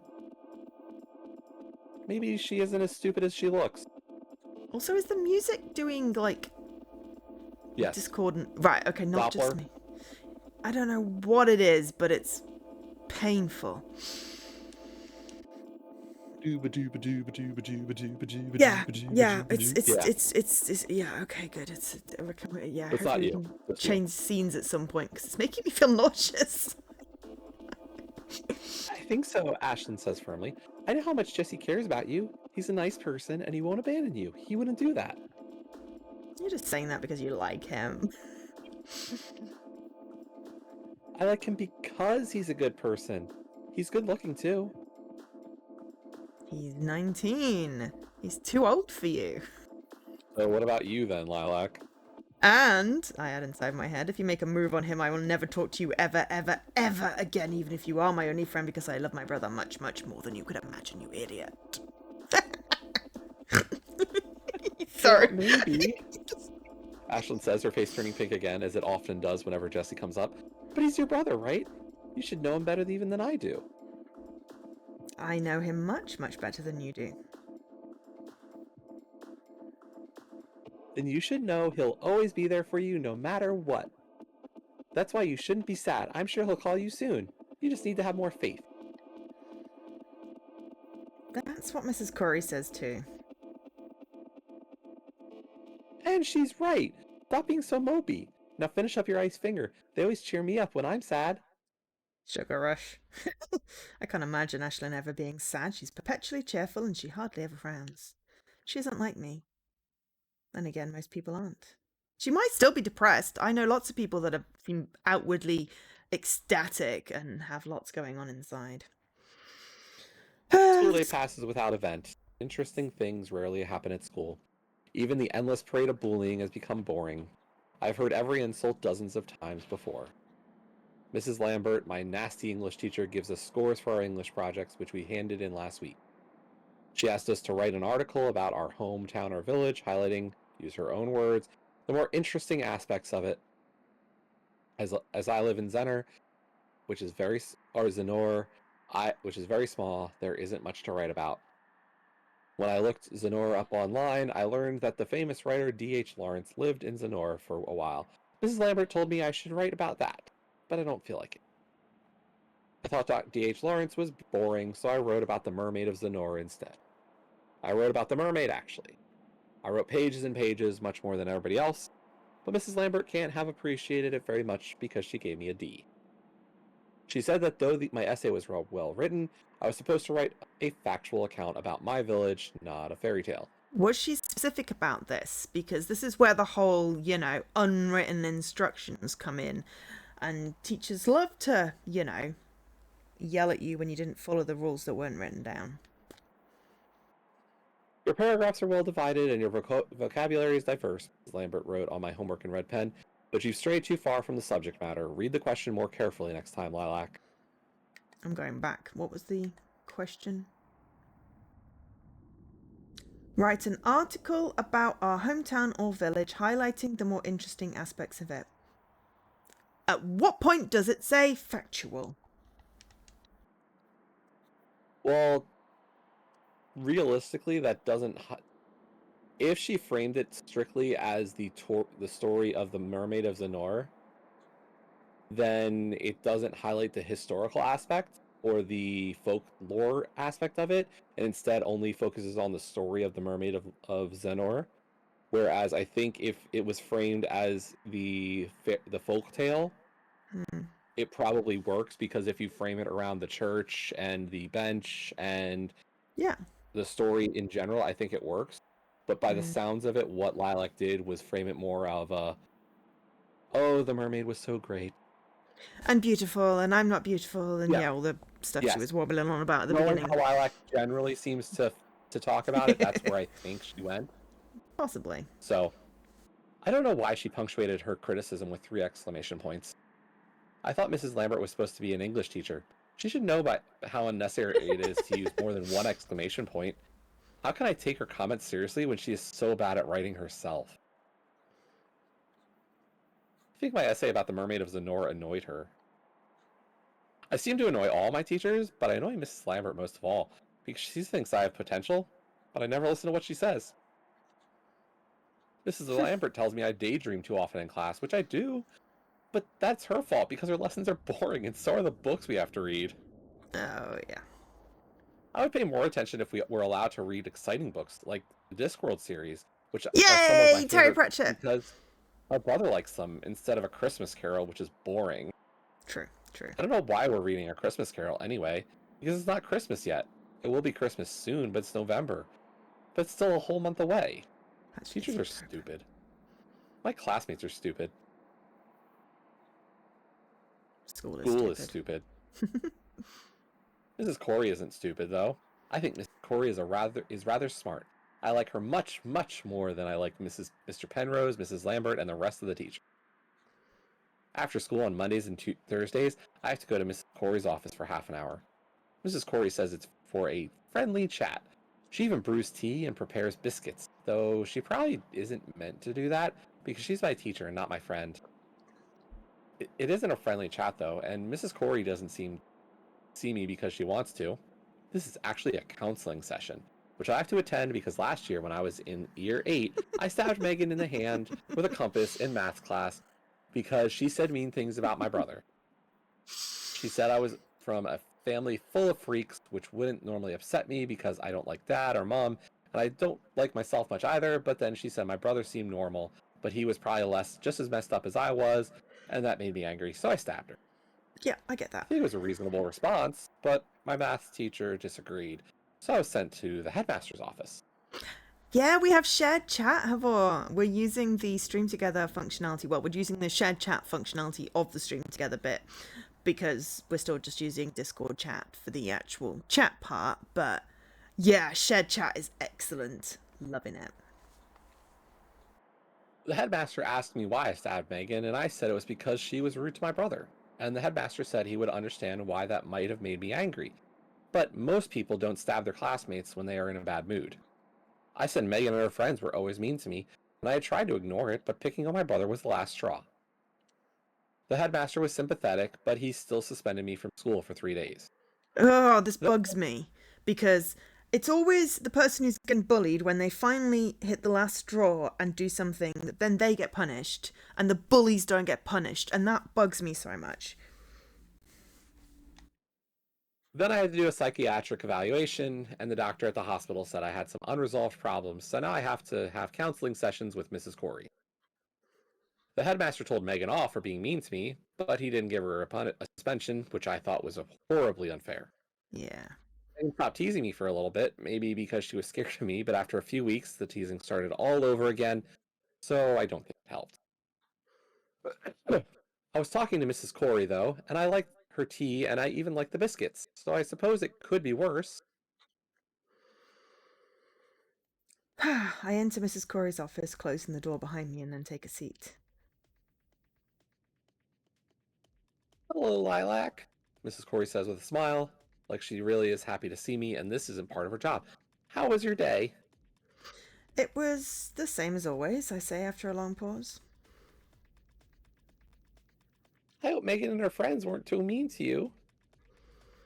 No, not really, I say, which isn't entirely true, but it's also not really a lie. They teased me on the bus and they threw a packet of gum at my head, but they always do things like that and I'm used to it. Well, if you're sure. She doesn't sound very sure of herself, but she drops the subject. Now, would you like a cup of tea? I have some new leaves. Rosehip. It's supposed to be good for headaches.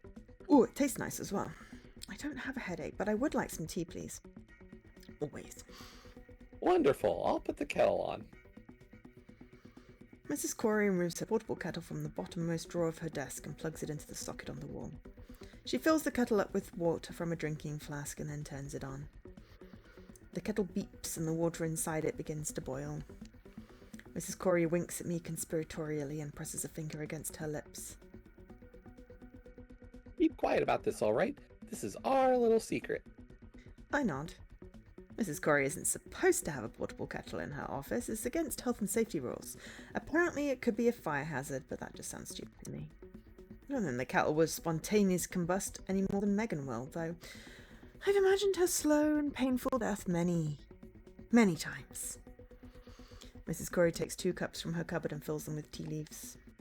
Steam begins to rise from the kettle, the water in bubbles. Mrs. Corey picks up the kettle and fills the 2 cups with hot water, then she hands the cup to me. Be careful, she says gently in a way I imagine my mother might talk it to me if she didn't hate me. It's hot. I know, I can tell. I can see the steam. Mrs. Corey smiles. I'm sorry for being such an old fusspot, Lilac. You're more than capable of looking after yourself. The headmaster doesn't think that, I tell her as I accept my cup of piping hot tea from her hands, or he wouldn't make me see you for counselling sessions twice every week. Oh, Lilac. I've already told you, on paper, these might be counseling sessions, but I'd much prefer to sit and talk. Isn't that more relaxing? They are counselling sessions, I remind her in case she's forgotten. That's what the headmaster said. Well, they are, yes. But that doesn't mean we have to be so stiff and formal. Mrs. Corey looks at a cup of tea. She always drinks from a cup with the words, "I love my mother" on it, which might have been a present from her son, Sorab, whose photograph is on her desk, but I doubt it. Mrs. Corey has told me a bit about her son, and he's only 4 years old. Aww! He's not old enough to buy anyone presents. Her husband probably bought it for her instead. That must be nice, I think, to have a family who buys you things. I drink from a pale purple cup with white spots on it that Mrs. Corey said she bought especially for me. It's lilac, she told me, when she first showed me the cup. Just like you. Don't you think it's adorable? I don't think that cups are adorable because they're cold and made of ceramic, but I didn't want to tell Mrs. Corey I thought she was being silly because I thought it would probably hurt her feelings. The psychological examination I had to take in the hospital said I was unusually withdrawn and inexpressive for a girl my age. Apparently this is because I'm on the autistic spectrum. Called it! The doctor said my condition, oh great, we're looking at a condition, are we? It was quite evident, and he was surprised I hadn't been diagnosed at a younger age, but I did not find it that surprising myself. My parents do not care about me enough to pay attention to me. Lilac, do you dislike our little chat? No, I don't. I like spending time with you. Well, that's a relief. Can't always tell with you. I'd hate to think that I was boring you. You're not boring, I reassure her, because even adults like Mrs. Corey need reassuring sometimes. You're nice to me and you make me tea and you give me biscuits. I like that. Ah, yes, the biscuits! I almost forgot. Gotta have biscuits. She opens her magical drawer again where she keeps her cups and her kettle and removes a packet of ginger nuts! Best kind of biscuits for tea dunking. I'm glad I'm not ginger like Maisie Potts in my class, or I'd probably get bullied even more than I already do. Here, take one, Mrs. Corey says, and I do. I pluck a ginger nut from the packet and start to eat. I don't like sweets very much, but I make an exception for Mrs. Corey's biscuits. That's because ginger nuts aren't really sweet. I shouldn't have any myself. You can take another, Lilac. Why? Don't you like ginger nuts? I do, but I'm trying to lose weight. I've not been quite the same since Sorab was born. Oh dear. Oh dear. I look Mrs. Corey up and down, holding a biscuit in my fingers. Mrs. Corey is a bit on the chubby side, with round cheeks like a rabbit's, but I don't think she's an ugly person. She's too kind to be ugly. Megan is very, very pretty. Even prettier than Ashlyn, maybe. But she is ugly on the inside, and that is much, much worse than being a bit fat. Maybe you are a bit fat, I said, Mrs. Corey charitably. Biscuit won't hurt. Mrs. Corey laughs, though I don't understand why, and shakes her head. I always know where I stand with you, Lilac. You're not one for white lies, are you? I don't see the point in lying. Isn't it better to be honest? Yes, you're quite right. I should stay away from the sweets, I know, but... Mrs. Corey looks at the packet of biscuits and bites her lower lip. Surely one won't hurt. She takes a biscuit and puts it in her mouth. The two of us sit there for a few moments in silence, eating biscuits and drinking tea. Mrs. Corey's one biscuit turns into 2, then 3, then 4, but I don't point this out because it looks like she's enjoying herself. Also, ginger nuts are very Moorish. I like it when Mrs. Corey smiles at me. Mrs. Corey's office smells of freshly brewed tea. It is a warm, relaxing smell that makes me feel at ease. The sunlight streams in through the window, illuminating spots of dust that drift in the air. It's winter, and the sun will probably set soon. And if it's November, it's not winter yet, technically. It's still autumn. But for now, everything's nice and warm and safe and bright. Speaking of snacks, Mrs. Corey says when she has polished off another biscuit and taken a sip of her tea, have you been eating well? You've been remembering to have breakfast, I hope. Not every day, I tell her, shaking my head. I don't feel like it.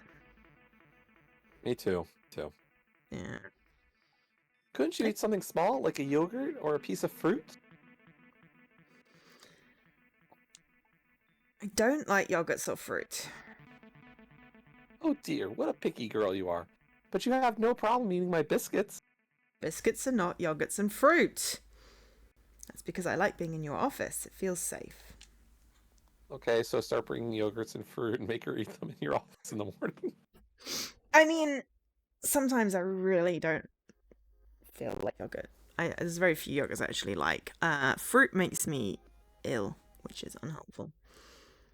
But also, you know, autistic and is picky with food, you know, that jives.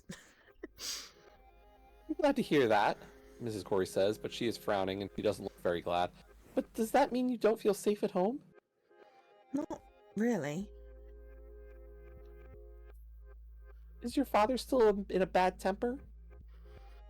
He's always in a bad temper. He doesn't shout at you, does he?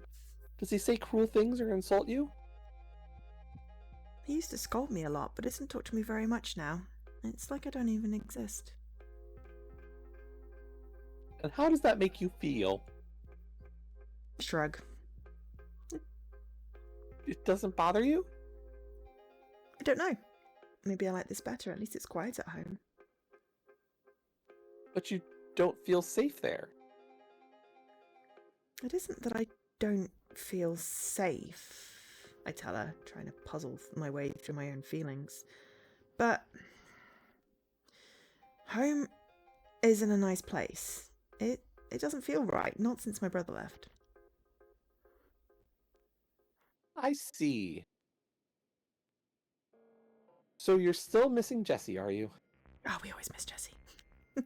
Of course I miss him. I love him. Oh yes, I know how close the two of you were. It really is a shame that he had to leave, but I'm sure he's having fun in London. Mrs. Corey says, as though this will make me feel better about his absence. It doesn't. It actually makes me feel worse. Is that why you haven't been eating? Are you worried about your brother? I nod. And what about your sleep schedule? Are you getting enough rest? I shake my head. I thought as much. You have such dark rings beneath your eyes, you look like a little panda. I'm surprised you don't fall asleep in class more often. I do fall asleep in class sometimes, I confess, but only in boring classes like English. Now don't be so wicked towards poor Mrs. Lambert. She's doing her best, you know. But she gave me a D in my English report. Even though she said my vocabulary was good, she gave me a bad score because she doesn't like mermaids. Mermaids? We were supposed to research the village or town or city we live in and write an article about it. Mrs. Lambert said I should write about D.H. Lawrence because he used to live near Zennor, but I thought he was boring, so I wrote about mermaids instead. Well, Mrs. Lambert did say you had to write about facts. Mrs. Corey says, her voice trailing off. They are facts. I found the story on the internet. I Can't find even a say lot that of with a stories on the straight internet. face.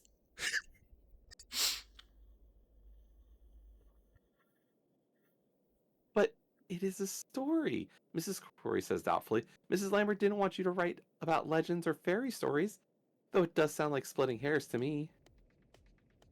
Just because she hates me because I fall asleep in class sometimes. Stupid cow. Please don't say things like that, Lilac. What? Cow? That's right. This might be a friendly chat, but if you say cruel and hurtful things, I'll have to tell Mrs. Lambert. And then what do you think will happen? She's never going to tell you anything again because you betrayed her trust. I slink down in my chair, my eyes narrow, and say, I'll get in trouble again. That's right. So behave yourself. I know you can be a sweet girl when you want. Let's turn that frown upside down, all right? Don't feel like smiling. Not without Jesse. It sounds like his absence really has taken a toll on you. If you don't eat or sleep, you'll make yourself ill. And I'm sure Jesse wouldn't want that. If I got ill, it might maybe come back quicker. He'll come back in due time. You don't need to cause yourself injury to make him care. Honestly, you're pining after him like a lovesick puppy. I don't say anything because Mrs. Corey is probably right. I am pining for him, and I do feel lovesick. I can't tell her that, though. Can't tell anyone how I feel about Jessie. Being a human is so exhausting. Oh, I feel that one. Why don't you try to look on the bright side, dear? Jessie isn't the only friend you have. I'm here for you, as you know, and there's Ashlyn, too. Isn't there? She's a nice girl. I don't know how I feel about Ashlyn. Don't you appreciate her company? I've seen the two of you eating lunch together. You look quite pally.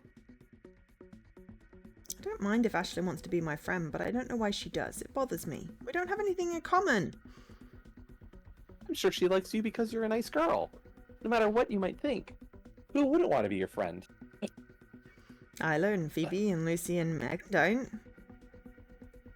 Oh, well, they might be a bit too immature to understand you. They have stopped teasing you, haven't they? If there were any problems, you would tell me, wouldn't you? Don't worry, I tried to reassure Mrs. Curry. I won't stab Megan with a compass again. No, I'm going to slit her throat with a knife. That wasn't what I meant. But, well, if you insist, there's nothing wrong. I won't pry. That's what I like about Mrs. Corey. She might ask me a lot of uncomfortable questions that I don't always know the answers to, but she stops if she can tell it's too much for me, and she never gets cross. I wish all adults were like her. Look, she's smiling! Now, I know you're missing Jessie, but you'll see him again soon. Until then, you should try and be nicer to Ashlyn. If you push her away, you only make yourself feel more isolated. I know that. I say, and I frown because I don't hate Ashlyn at all, even if she's stupid, but being with her doesn't make me miss Jessie less. In fact, being with Ashlyn makes me think about Jessie more because I know Ashlyn has a crush on him, which isn't fair because he's my brother and she really should have asked for my permission first. I know Ashlyn's a nice so you have girl. to have permission to have crushes. Okay. Yeah, and I'm not always nice to her. That's really hard. But I don't feel like being nice when Jessie isn't here. I wish Mrs. Corey would understand that. But nobody does. I have dinner when I get home, but it's chicken and mushroom pie, and I don't like mushrooms, so I only pick at it. My mother asks me if I will please eat a bit more, but it sounds more like she's begging than asking, and it makes me uncomfortable. I do my best to eat, but the mushrooms look very thin and grey and anemic, and when I put them in my mouth, I gag. My mother sighs and shakes her head and says, "Oh, Lilac, what is to be done with you?" And I tell her I don't know. "Getting so skinny," my mother says. "If you don't eat, we'll have the Child Protection Services around. They think we're abusing you." She's probably got ARFID. I do eat. I had a nice finger this morning, and I had some sandwiches at lunch, and I ate 4 ginger nuts with Mrs. Corey. "Well, as long as you're eating something," mother says, but she sounds doubtful. I say that I am, and then I push my chicken. I push my chickroom. Chickroom. I push my chicken and mushroom pie away and ask if I can be excused. My mother looks tired, and I don't think she likes talking to me, so she says yes. Dad doesn't say anything. He doesn't even look at me. I rise from the table and scrape my uneaten food into the bin and go upstairs to my bedroom. I'm supposed to read a chapter of A Christmas Carol for my English homework, but I'm angry at Mrs. Lambert. She gave me a D on my homework, and I don't want to read A Christmas Carol because it's boring, so I don't. I take out my old marker pens instead, and I try and draw. I like drawing, and I find it relaxing, but I don't feel very relaxed right now. Can't stop thinking about Jesse! It's been more than a week since he last called me, and I can't stop worrying about him. My head is so filled with thoughts about Jesse, it feels like it'll explode. This feels like hyperfixation. Let's go into his room. Ooh, it's empty. I push his bedroom door open slowly, trying not to make any noise. I don't know why I care so much. I know Jesse's not in here, so why should I worry about disturbing him? But I worry about all the same. It's been a while since I last came into Jesse's room. It looks different than I remember. When Jesse and me were younger, we used to spend a lot of time in his room, and I would sit on the edge of his bed and he would tell me silly jokes, or he'd read me bits from his favourite Discworld books, or he'd play the guitar. Jesse plays the guitar because he's talented. Unlike me, I couldn't play the guitar if I wanted to. I'm too clumsy. I don't really want to play the guitar, though. I'm not interested in it. It's just a block of wood. I was more interested in the guitar when it was in Jesse's hand. I liked sitting on his bed by Jesse's side when he held his guitar, a scuffed old instrument he bought from a second-hand shop in St Ives and played. I don't really remember the songs he played, but I remember feeling very safe and warm and relaxed with him. It's a bit like being in Mrs. Corey's office, but better. Jessie has very firm, strong hands. He held the guitar tightly and never dropped it. He sometimes paused when he was playing and laughed, telling me he had made a mistake, but he was wrong because he never makes mistakes. I think Jessie is perfect. That is why I love him. I really do love him, so why? Jessie. I say his name softly, though I'm not sure why, because I know he can't hear me as I trail my fingers against the headboard of his bed where we used to sit. His room isn't the same as it used to be, because Jessie doesn't sleep in this bed anymore, and he doesn't keep his clothes in his cupboards, and all the drawers are empty. His guitar is gone, and some of his books are missing from the shelves, and the posters have been removed from the walls. His bed doesn't even have any covers on it. There's just a mattress left, which feels hard and uncomfortable. He took everything to university. He took everything that's important to him. You wouldn't get a separate, set of sheets for university? They're poor. I'd want at least, a setup at home for when I came home that I didn't have to take my bed sheets back from college. Well, we established that they're poor. So he probably can't afford to have a separate set of bedding. Bedding's expensive. Though there seems to be a pillow left behind. And I don't know what this is. A blanket? A very anemic blanket? A piece of cardboard? It's the tag. It's a massive tag. I mean, it could be anything at this point. But why wouldn't he take the pillow and the pillowcase? But he'd take the sheets and the quilt. That's just weird. But yeah, I mean, it may be that he just can't afford to. Pillows are expensive as well. Maybe he had 2 pillows and he just wants one at university. Maybe university supplied pillows. I couldn't sleep with only one pillow. Neither could I. I have to put my arm under one, and then the other one gets shoved up to the headboard. But if I'm reading, I need at least 2 or 3. I was going to say, sometimes I do cuddle a pillow, so... Exactly. Depending on my mood that night. Yes. Well, pillows are comfy. And squishable. Hey, Horror.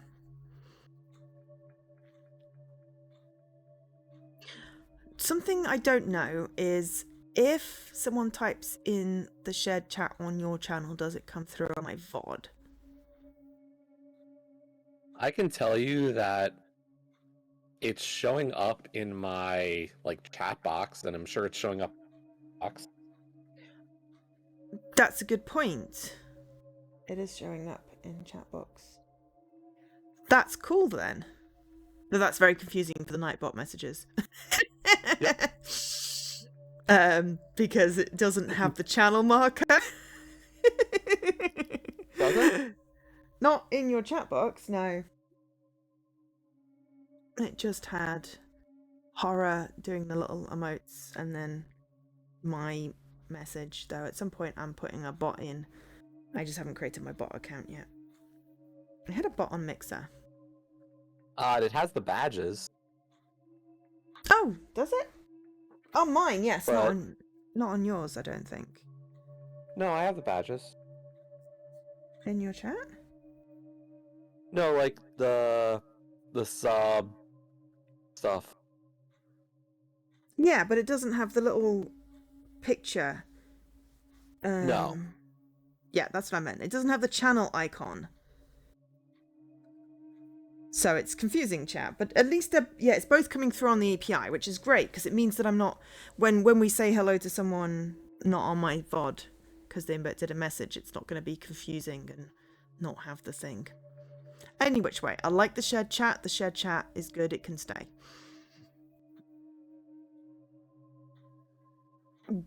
He took everything that's important to him, but he left me behind. Aren't I more important than his guitar and his posters and his sheets? But I'm bigger than a guitar and some posters and his bed covers, and I'm heavier, and it would be harder to bring me to London with him on the train. There are lots of logistical issues. Are you cargo, Lilac? Apparently. It isn't practical, but he could have tried. Now there are white rectangles on his walls where the posters were, and gaps in his bookcase where his favourite Discworld books were, and a pain in my heart where my big brother was. Why did he have to leave me here when he has a perfectly nice bedroom? It's much nicer than mine. Commuting to London every day would be unreasonable. From Cornwall? Bloody hell, it'd take about 5-6 hours. Oh, is that how far we're talking? Okay. Oh, yeah. I mean, if you think of the bottom of England has a little sort of Oh, I know where it's at. I just... Hang on, I'm trying to move my arm. Yeah, so it's like a pokey out bit, and like, so if Cornwall's on the end of the pokey out bit, London's like all the way over here. Yeah, no, I roughly understand that. I just don't think of scale when it comes to the size. Yeah, well, that's because the US it takes like 6 hours. Probably seems nothing to you. Hang on, the Penzance. They mentioned Penzance. Let's see what it says. It is 200 and something miles. 290 miles, which is a 6-hour drive, or apparently a fifth. Oh, this is to me specifically, but 6-hour. So yeah, we're talking 6-hour train journey. Yeah, I was right. Yeah, so it either takes 6 hours to drive or 6 hours to get the train. Well, that would be specifically to me, but you know, depends which university he's gone to in London. I don't think you still have to get the tube for some of it. But yeah, certainly 290 odd miles. So what would be like the equivalent in where you are? I don't know. 5 hours, I could probably get across the state. Okay. Yeah. Yeah, I mean, it's effectively just crossing the bottom bit of England. Yeah, it's surprisingly... Sometimes it's surprisingly long to get to parts of England. I walk towards his wardrobe, my footsteps too loud, and they hurt my ears. I reach out and take hold of the handle of his wardrobe door. I turn it, although I already know what will be inside, and what am I expecting, really? Some of Jesse's clothes are still inside his wardrobe. His old white school shirts, which he wore when he went to St. Ives School, are hanging there like ghosts.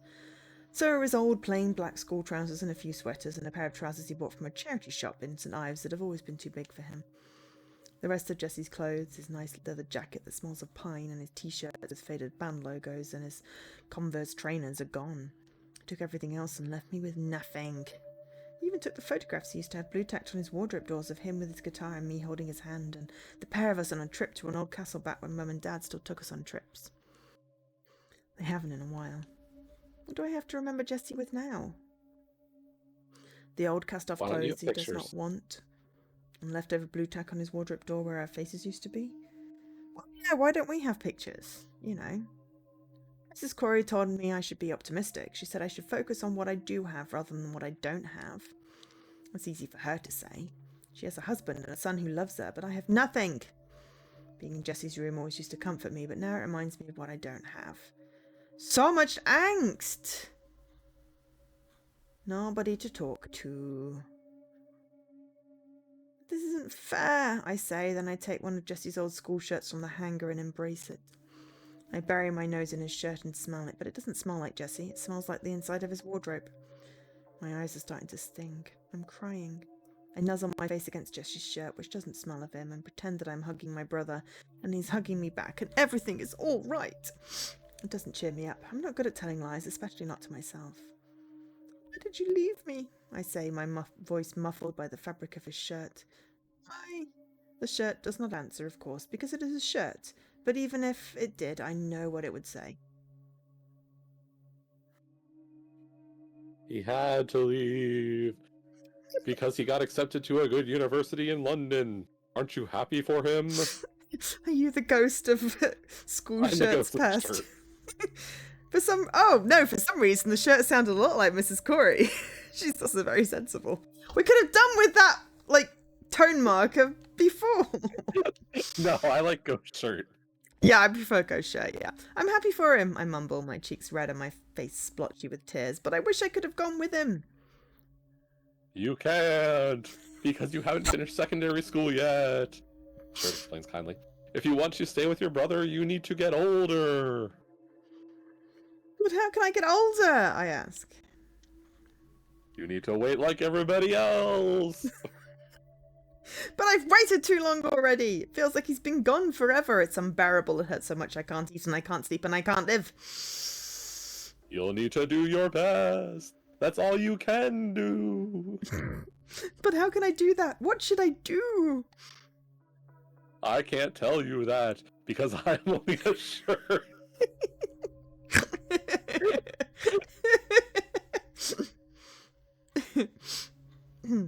The shirt says, and it's quite right too. I wipe my nose on the shirt, ew, staining it with a trail of green salt, and You then crumple dirty it me! in You a soiled ball the shirt of shame! and throw it at the floor. You're not very helpful, I say, even though I know I'm being ridiculous. You're nothing like my brother. I thought Jesse cared about me more than anybody or anything else, but he took his guitar to university with him, and that's not even real. Well, it is real because it's a solid object. You can hold it in your hands. But it isn't real at the same time because it doesn't have thoughts or feelings or a heart that could be broken. It isn't real in the same way that I'm real. You hurt the feelings of shirt ghosts. Sometimes I maybe think I'm not real. And sometimes I think maybe everyone else is not real because how can I know they are not figments of my imagination? But I know Jesse is real. He has to be or my world would have no meaning. He has to be, but it's been so long since I last saw or heard him. How do I know if he's not been stabbed or shot or poisoned or... Poison? Oh! Wow. I say it and I blink because I can hear something. The phone in the kitchen is ringing! Oh my god, you get to be Jesse. It could be Jesse. It could be Jesse. I can't sit here and feeling sorry for myself. I need to answer as soon as possible. This is important. I leave Jesse's room, slamming the door behind me, and run down the stairs. I take them two at a time and I almost slip and fall on the bottommost step. Yep, I feel that. I pick up the old plastic phone, which is lying in its cradle next to a bowl of fake flowers. Hello, I say, and I press the phone to my ear. There is a pause, and then... It is! Lilac! Says a very familiar voice on the other end of the line. Lilac, is that you? My grip tightens around the plastic case of the telephone so tightly that my knuckles turn white. I knew who that voice belongs to. I think about this voice hundreds, no, thousands of times every single day because it belongs to the one person I love more than anyone else in the world, and everything he says sounds sweet and warm and gentle. It's Jesse! There's a lot of pressure being put on me here. I say, and I think my voice sounds higher than usual. I missed you! Hey, Lilac. I can tell he's laughing. I missed you too. It feels like it's been a long time. Yes, I say stiffly, and although I'm glad Jesse has called me, I'm a little bit annoyed that it took so long. It's been a week. Come on. You try being at university. I don't want to be angry with my brother because I love him, and it isn't nice being angry with the person you love, but Mrs. Corey is always asking me how I feel, and she isn't even related to me. Jesse's my brother, even if he's only a half-brother, so he must care about me at least 50% more than Mrs. Corey does, and he must want to know how I feel. I don't want to keep this to myself. All the upset and resentment that has been building up inside of me for the last week comes rushing to the surface. It's impossible to keep it in. It's been a long time, I tell Jesse, gripping the phone tighter and tighter, because you didn't call me when you said you would, and I've been waiting for over a week. Yeah, I'm sorry about that, Lilac. I've just been so busy. I meant to call you, really, but I had so much work to do. Jesse sounds guilty, and though part of me wants to stay mad at him, another part of me wants to tell him that it's all in the past and I would forgive him for anything because I love him. I think I'd even forgive him if he stabbed me, because Jesse never does things without a good reason, so if he hurt me, I'd probably deserve it. Oh, poor red flag, red flag, red flag. Yeah. Is it difficult? It isn't all fun and games, but I'm coping, I guess. I probably shouldn't wait until the last minute to finish my assignments, though. Waiting until the last minute is bad, but I do that too. Then I get into trouble. Are you having a hard time, Lilac? Jesse asks, and his voice is so gentle that my heart feels like it's melting.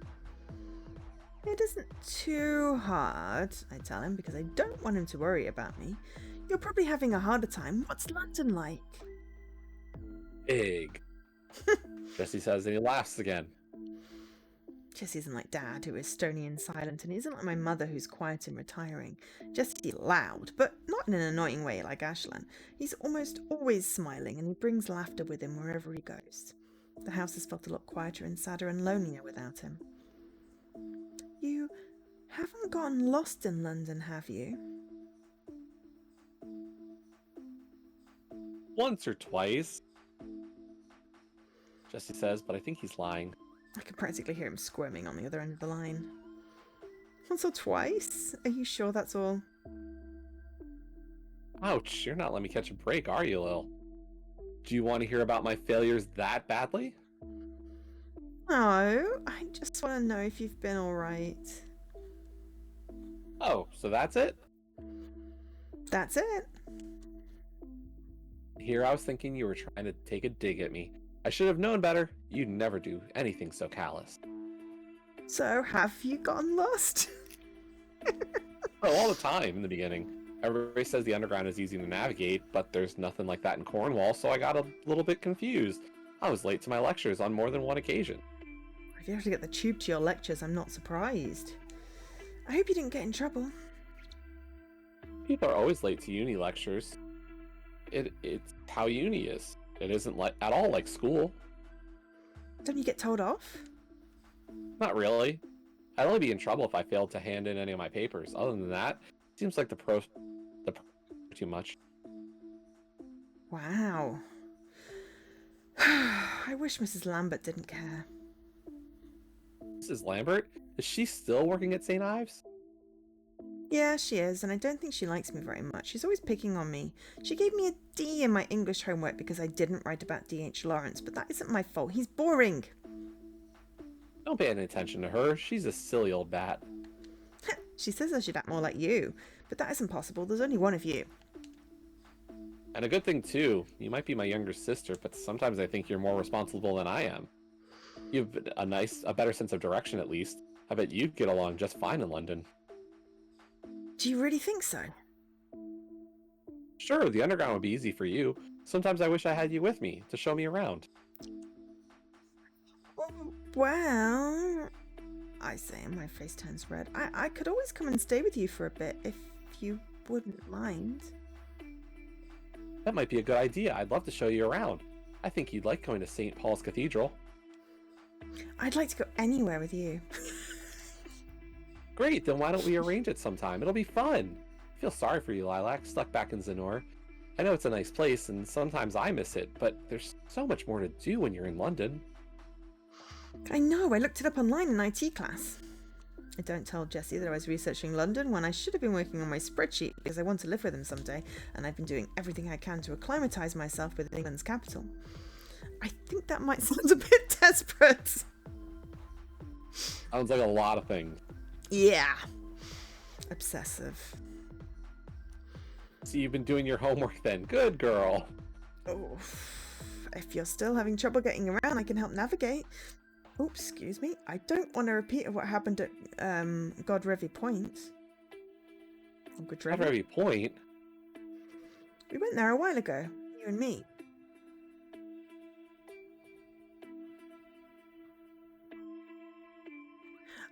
Oh, follow him. Oh, yeah. Yes. Yeah, I really have wish... a really amazing solution for you, actually. Hello. I am Jessie. She is Joe. And together, we are both doing Extra Life. And the big positive there is if you sub to our channels, not only do you have access to the follower emotes, you can use them in other people's chats, as well as all of our tier 1 emotes. And bonus, all that money from Twitch subs does go to both of our Extra Lives. This is true. Yeah. I'm completely subtle and not at all transparent about what my intention is. Yeah. I mean... Yeah, 100%. Yep. 100%. I didn't realise follower emotes you could now use in other chats if you were subbed. Yes, follower emotes are usable anywhere as long as you're a sub. That's why I put my follower emotes as such easy ones to use in my own channel, but also to use elsewhere if people were subbed.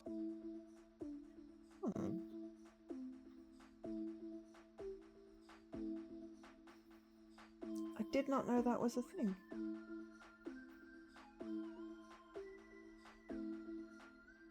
So obviously I can use mine. Right. Well, because you're subbed to yourself.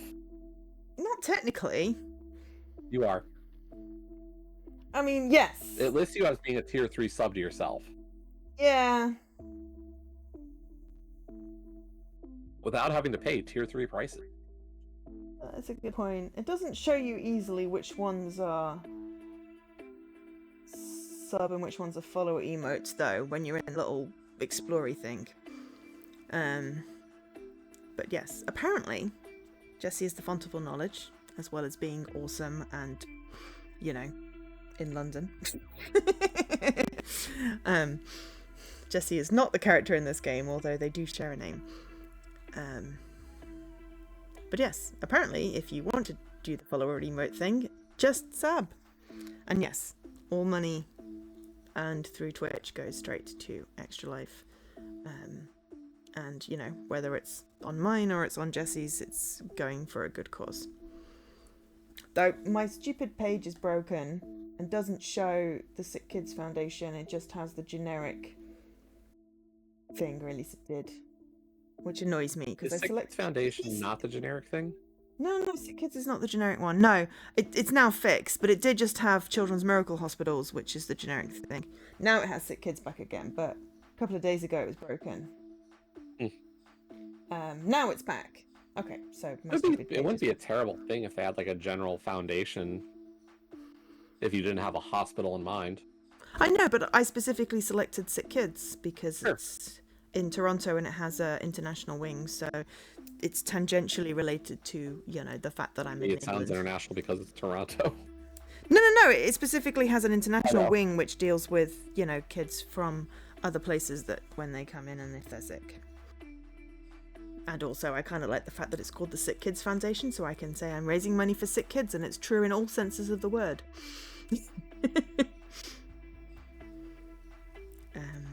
And yeah, but, you know, I might change up charity stuff next year.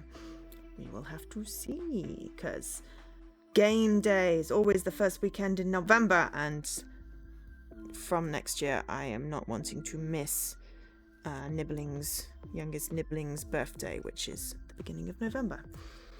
So we're going to have to change things up. But anyway, apparently we went there a while ago, you and I. We got lost and we nearly missed the last bus back, and you were very worried. Oh yeah, I remember that. That was years ago, back when I still collected fossils. You were 14 and I was 8. You know what? I think you're right. So you even remember that trip, do you? I remember all the times I've spent with you, I say proudly.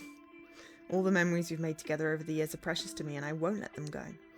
I forget my French vocabulary the moment it enters my head, and I forget which days I have PE, and sometimes I even forget my own birthday, but I don't forget anything related to Jessie.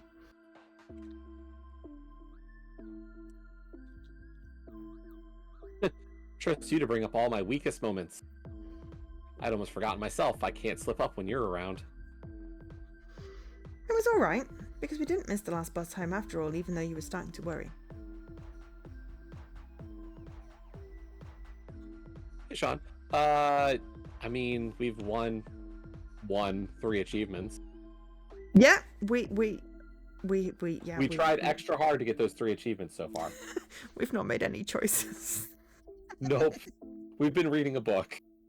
We've been reading a book. But yeah. Are they achievements if we don't have to work for them? We're actually reading it, so I think yes. Okay. Yes. Is it my line now? Yes. Okay. Well, yeah, anybody would have worried. I'm your older brother, Lilac, and it's my job to take care of you. I like it when you take care of me. I tell Jessie, my voice a little quieter than usual. Jessie smiles. I can't hear Jessie smile, obviously, because he's in London and I'm in Zennor. And there are 307.6 miles between us. Oh, wow, okay. It's further than Penzance then. Which equates to around 6 hours by car. I looked it up online. So did I! But I can always tell when he's smiling. I can tell because I love my brother and I know these things about him. Nobody understands Jessie better than I do. Not Mum or Dad, and certainly not Ashlyn. That is why I'm the only one who's allowed to be in love with him. Conversation's gonna end with him saying he also got a girlfriend or something at college. Oh, I'm sure. Then we might actually have some, you know, interesting conflict. Other than just tingle angst. Yeah. I don't know if I'm the best at looking after others, I'm afraid. I tried, but I wasn't the cool, reliable older brother I wanted to be. I think you're very cool. Well, thanks. I think you're a sweetheart too. My heart pounds inside my chest and my stomach coils itself into knots. I wish I could sit here and listen to Jessie compliment me all day, but time always goes by very fast when we're together, and with each compliment I would probably age 5 years. Then I would die. At least I would die happy. Anyway, you're more than welcome to come up to London whenever you want, but there's something I have to tell you first. Uh-oh. What? Well, there's no easy way for me to tell you this, but... Jessie pauses. I can envisage him on the other end of the line, his eyes closed, his expression thoughtful. What is he going to tell me? He hasn't been mugged, has he? What if he's been stabbed? Is that why he took such a long time to finally call me? I knew he should have never gone to London. I knew London was a big, dangerous city. I knew he was going to get in trouble. I knew... I'm coming back to Cornwall over the Christmas holidays. Ah! I say, but I don't really say it because is not a word, it's just a syllable. It is a single stupid syllable because I don't know what else to say. I sit there, staring into space, my eyes wide. Lil, why have you gone quiet? Are you still there? Hello, Lil. I continue to stare, my eyes wide open, my mouth. Then... Oh, Jessie! I suddenly exclaimed, far more loudly than I anticipated, but how can you blame me when I've been waiting for this moment for so very long? Jessie, I'm so happy. I missed you. I really missed you. And I missed you too, Lil. Jesse says, and he's laughing like he hasn't just granted me my most earnest wish. That's why I wanted to come down and see you. You did? You missed me? I asked, and I'm pressing the phone so tightly against the side of my head it will probably leave a mark, but I don't care. That's right. Of course I missed you. You're my sister, and you mean the world to me. And I want you to know you're all right. But I thought you were too busy having fun in London to talk to me. I am busy, but I don't know if finishing up essays counts as fun. I didn't mean to abandon you, Lil. Really, I didn't. I feel bad about it, and that's why I wanted you to be the first to know. And when will I see you? When are you coming back? Around December 20th. I haven't booked my tickets yet, but you shouldn't have to wait too long. I like London and all, but it's so noisy. It'll be nice to escape it for a while. Christmas is a holiday you're meant to spend with your family. And you're probably getting kicked out of halls, because they always do that over Christmas. Jessie, thank you, I say, and I'm so moved I can feel tears prickling in the corners of my eyes again. But this time it isn't from sadness, it's the exact opposite. This is the best Christmas present ever. Hey, don't be too hasty. I'm going to buy you a real present and I'll bring it back with me. I'm sure you'll love it. I don't need any gifts. I only want to see you. What a sweet girl you are. I don't know what I did to be worthy of such a pure, kind-hearted sister. You're just like an angel. I'm laughing too, from surprise and relief and sheer gladness, but I'm also crying. It's a very strange combination of emotions that I've never experienced before. I must be making too much noise because I can hear footsteps and a low, gruff voice that I haven't heard for quite some time. What's going on? My dad says, and I can feel his narrowed eyes boring into my back, even though I can't see them. Why are you making such a racket, Lilac? I can't hear the TV. Oh, Dad. Is that Dad? Jesse says, his voice a little crackly from static. Wonderful timing. Put him on, Lil. I want to tell him about my news, too. I'm a little sad about this because I want to talk to Jessie for as long as possible, but I have been talking to him for quite a while now, and Dad is Jessie's father, and I know he misses Jessie too. Dad has always liked Jessie more than he likes me. That is because Jessie is a child from his first wife who he loves more than his current one, and Jessie is good looking and smart and funny, whereas I am weird and useless. What is it, Lilac? Who are you talking to? I'm talking to Jessie. Excuse me. Do you want to speak to him too? There's something important to tell you. Jesse? Of course I want to talk to him. Practically snatches the phone off me with so much force I'm worried he was shoots the plastic case and the fragment of Jessie's voice that rested inside. Jesse? Jesse, is that you? Did something happen? What is it? I watch Dad's face as Jessie relays the news to him. He changes expression so many times it's tiring simply to look at him. I hope that Dad will hand me the phone when he's finished talking to Jessie, but he doesn't think of that. Dad never does. He puts the phone back in the cradle, cutting the connection with my brother, and then glances at me. Why are you still standing here? Don't you have homework to be doing? Whoosh. I go back to my room obediently, without saying a word. Instead, however, my heart is pounding. So, Jesse's really going to come back home for Christmas holidays? He'll be with us in less than a month. Then we'll be all reunited again. It'll be a long wait, but I know I can endure it. I would do anything for my brother. Even kill. Oh, It that's doesn't great say news! that part! Sure it does. I can read into it. Oh, that's great news, Ashlyn says the next morning when I see her in form. You must be so excited. I don't know what to say to that other than I am, so I nod. Oh, at least the music's changed. Huh, you don't look very happy. If it were me, I'd be over the moon. Happy. That's why I nodded my head. But you're not even smiling. Do I have to smile? I would if I were in your shoes. But you're not. Fair enough. I don't know why she wants to see me smile. Smiling won't make my brother come back home any faster, and I already did all of my smiling yesterday. It's hard for me to smile in school when I'm surrounded by girls like Isla and Phoebe and Lucy and Megan. He won't be back until December, and that's almost a month away. I need to wait until then. There's no point in getting worked up now. You might be right. Still, this really is wonderful. It's wonderful for me, but why is it wonderful for you? Jesse isn't your brother. Sorry. Excuse me. Oh well, you know how it is. No, I don't. Well, you know, Ashlyn says, and she looks at the floor and blushes. You're not the only one who likes Jesse. You like him too much. That's the only reason why you talk to me. Oh no, that isn't true. I like you too, Lilac. But not as much as you like my brother.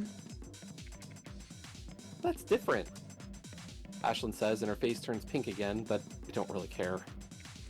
It bothers me when Ashlyn fawns over my brother, but I know nothing will happen between the pair of them because she's only 14, Jesse's 19, and that is against the law. So why is it okay for you? Right? I read about that online.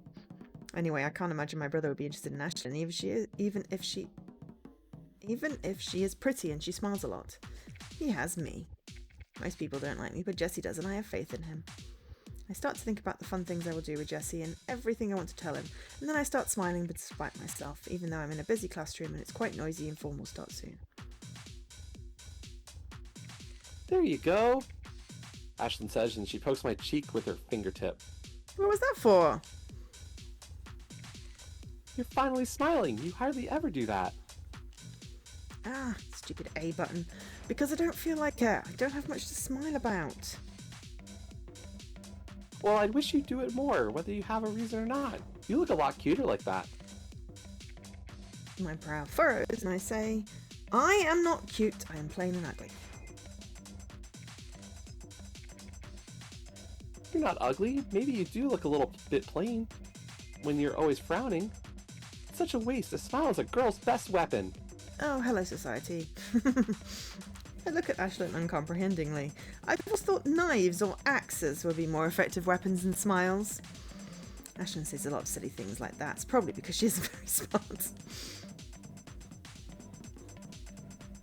You didn't even smile in your school photograph, though the photographer pleaded with you. Didn't feel like it. I don't know him. I shouldn't have to smile for him. But Jesse is different, huh? Of course, he's my brother and I love him.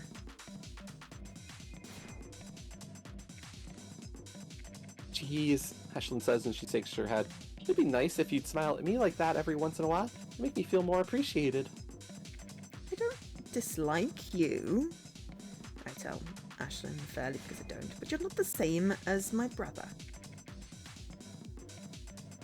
I know I can never be what Jessie is to you, but I'd like to think we're friends. We are friends, aren't we? In normal circumstances, I would tell Ashlyn to think whatever she likes, but I feel more charitable today. If Ashlyn wants me to smile, I suppose I can try, although I really don't see the point in it. We are friends, I say, making myself smile. I'm happy that I can talk to you about my brother, and I'm happy that you listen to me. You're a nice person. My, you really must be in a good mood. You're never normally this sappy. Come here. Ashlyn moves forward, her arms outstretched. The pink fluffy earrings hanging from her ears tremble. I think she's going to give me a hug, and this makes me panic. I shrink back and then say, I don't like hugs, they make me feel uncomfortable. Oh, I see. Ashlyn says, and her face falls for a few moments. I can tell I've upset her, and I almost start to feel guilty, but Ashlyn's frown is soon, replaced with a smile. People go through so many emotions on a daily basis, it's hard for me to keep up with them. I only feel this many emotions when I'm with Jessie, and that tires me out. Well, I can always give you this. She rummages around in her school bag and draws out a clear plastic bag with an iced finger inside, which is covered in pink icing. Why are you giving me this? The symbol of our friendship. No, it's not. It's an iced finger. Well, whatever it is, you should eat it. I got it just for you, since you ate the one I gave you yesterday. I figured you must like it, so here. Oh, she does like me. I don't really like iced fingers. The pink icing is very bright and shiny and it looks synthetic. Beneath the lights of the classroom, it sticks to my teeth with sugary sweetness and makes me feel ill. It's alright. I don't... But then I look at Ashlyn's face. She's watching me, hopefully, a tentative smile on her face. I already ruined her previous smile. I don't want to ruin this one too. Thank you, I say instead and accept the ice finger from Ashlyn. It's very kind of you. You don't need to thank me. This is just what friends do. Friends, I repeat, blinking like one of those old-fashioned dolls you can find in charity stores. We are friends. I've known Ashlyn for 2 years, but I've never really considered her a friend before. Having friends sounds like too much hard work. People exhaust me, and I don't understand them, and I often don't have the energy to try, but Ashlyn's smile makes me think it might be worth the effort. Perhaps Ashlyn was right about Bye, Mr. Cornus. Have a great day, Mr. Cornus. Take care.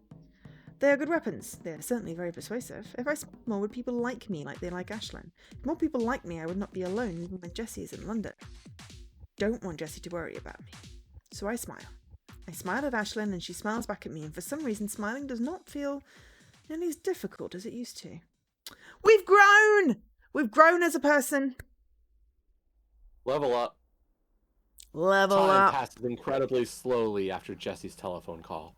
Each second lasts a minute, and each minute lasts an hour, and each hour lasts a day, and each day stretches out forever and ever into eternity. Sorry, Mo. Of course, I know that seconds are not minutes, and minutes are not hours, and hours are not days. And I'm not sure if eternity exists because one day all of humanity will be wiped out when the sun explodes. I'm not stupid. I'm exaggerating for dramatic effect, Mrs. Lambert says. That is called hyperbole, which is pronounced hyperbole, not hyperbole. So I don't know why. Because English is just weird. English is confusing. Exactly. In this world are confusing, including my own feelings. Yeah. My feelings are so crazed and out of control, it is hard for me to live my day-to-day life as though nothing has changed. It feels like I'm going mad. Well, if being normal means I can't love my brother anymore, then I don't want to be normal. When I see him again, I'm going to tell him how I feel about him. I'm going to let him know that I love him. Yeah, but he's I going to love him misinterpret much, them. much, much more than he or anybody else could ever imagine. That keeps me going throughout the long, dull seconds that feel like minutes, and minutes that feel like hours, and hours that feels like days. November becomes December, and the Christmas holidays eventually arrive. Very last day of school, the school term coincides with Jessie's return home. I can hardly wait. I ask my mother in the morning if I can stay at home and wait for Jessie to come back. I wouldn't be able to pay attention at school, I tell her seriously, while helping her clear up the plates from breakfast. There isn't any point going. You'll just have to do your best to listen, Lilac, my mother says, running a dish rag around a bowl decorated with purple flowers. I'm not letting you bunk off school for no good reason. Are you saying Jesse isn't a good reason? No, he isn't. The school won't accept that as an excuse, and neither will I. I'll only let you take time off if you're too sick to stand up. I do feel quite feverish, I say, seizing this newfound opportunity. My mother is too sharp, and I've never been the best at acting. I can't even pretend to be a normal... if you suddenly change the reason you want to stay home, it's kind of obvious. Sorry, Lilac. Yeah. Also, hi, Scarface. Welcome in. We are co-streaming today. I have the voice of Jesse in my ear, who is also going to be playing Jesse the character, who is my brother today, rather than my love interest, which is only slightly less Lilac's awkward. Mind, Yeah. That still might be the case. Yeah, however, what Jesse is going to say when Lilac says, I love you, he's going to say, I love you too, because familial brotherly love, you know. And he's not going to realise that it's a romantic hyper-obsession thing. But yeah. It's going to be a disaster. I can't even pretend to be a normal human being, let alone a normal human being who is sick. You're not sick, Lilac, my mother says flatly, and I'm not letting you waste your education for your brother's sake. I'm sure he wouldn't want that either.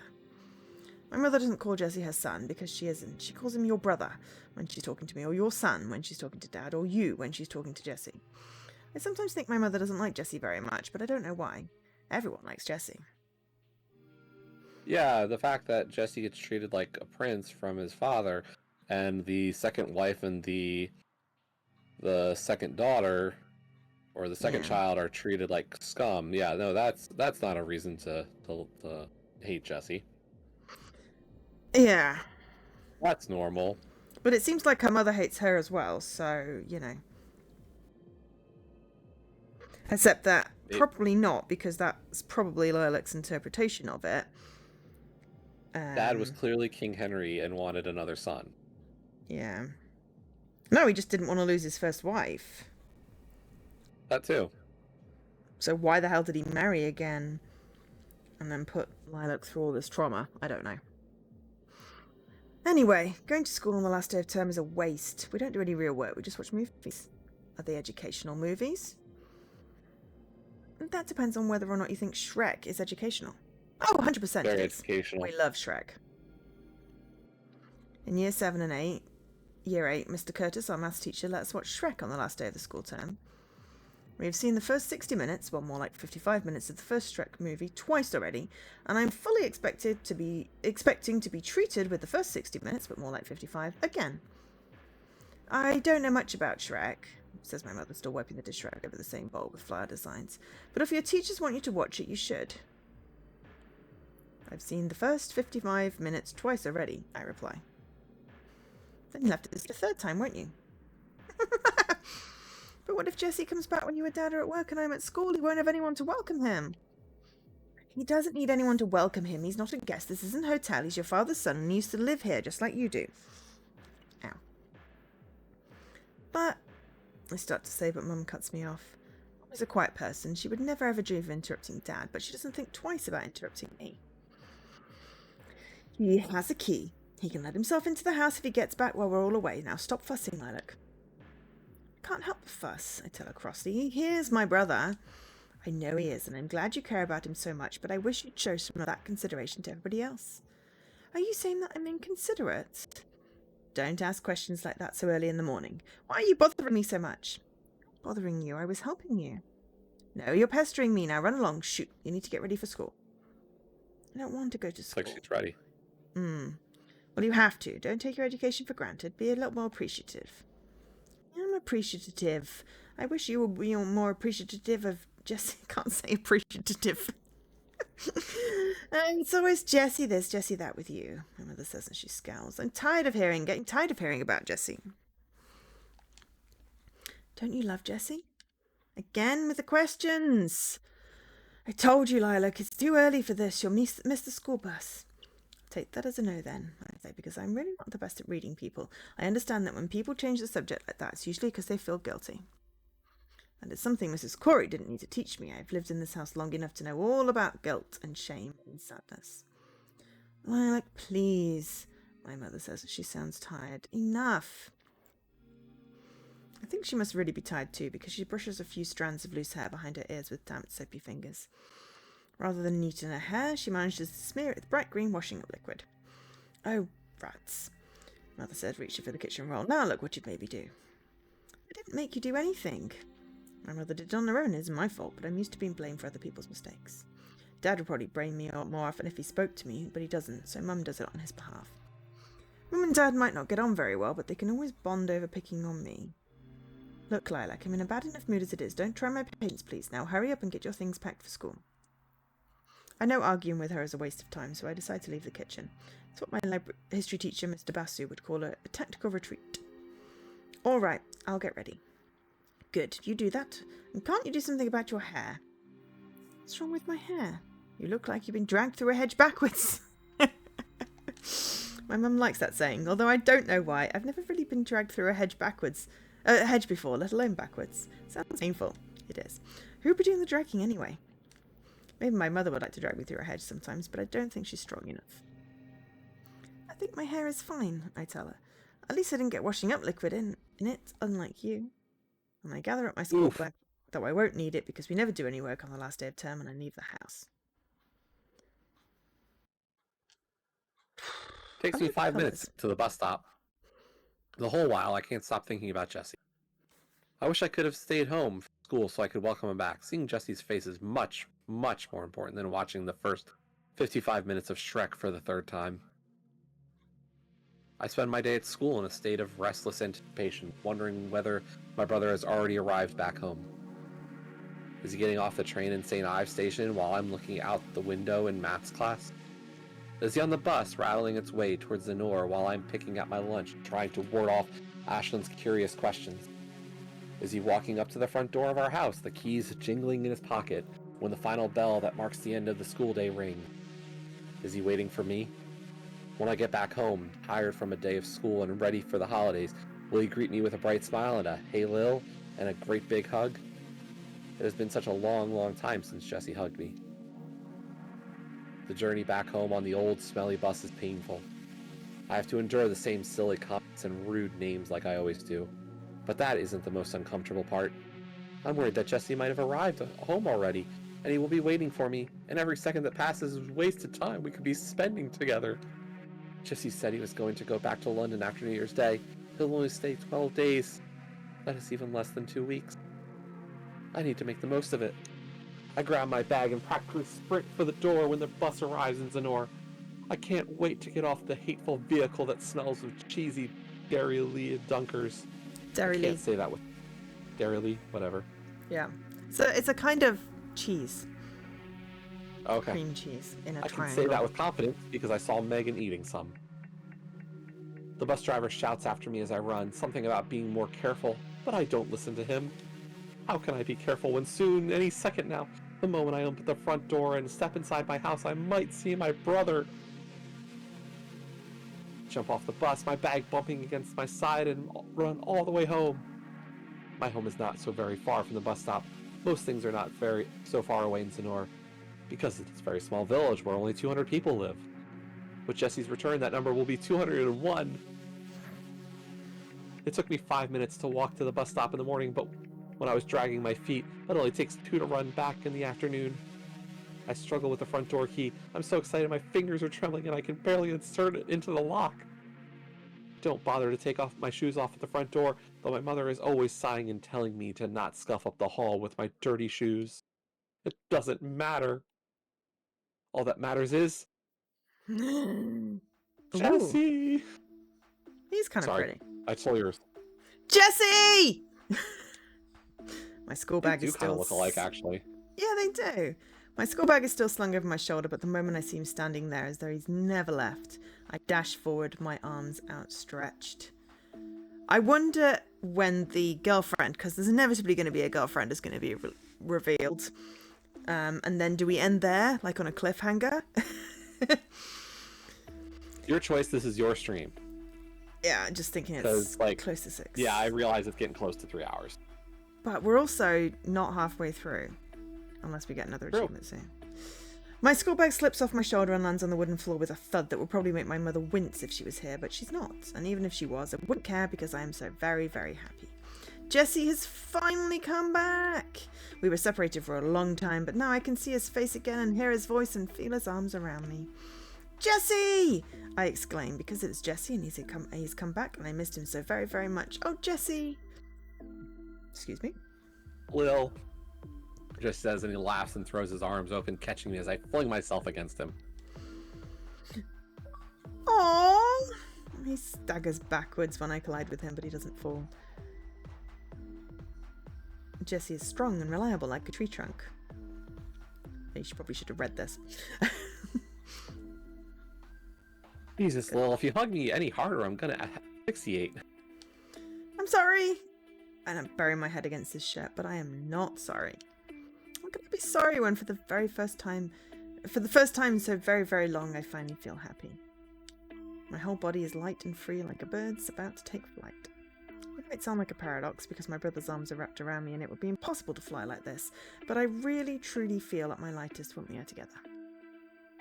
Jesse, I sniffle, rubbing my head against his chest. I really missed you. I missed you too, Squirt. Jesse says, running a hand through my hair. Did you really? I ask because part of me is afraid he's lying to spare my feelings. He did say on the phone he was having fun in London.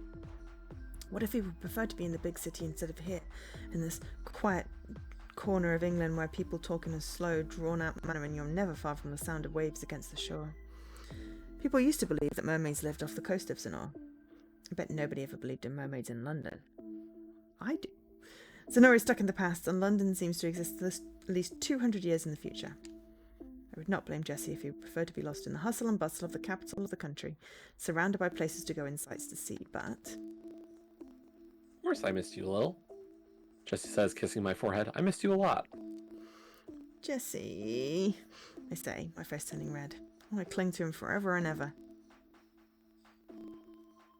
In fact, I care about you so much, I wanted you to be the first person to know. No, what? What are you talking about? I didn't come back here alone, Jesse says, and he grins. There's somebody I want you to meet. Meet? I repeat stupidly like a parrot. Jesse draws away from me, removing his arms from around my waist. Suddenly, I feel very cold and alone. Are you not alone? I asked Jesse, hoping this is nothing more than a misunderstanding. I thought you came back because you wanted to see me. I do want to see you, Lil, and Dad and Mom too.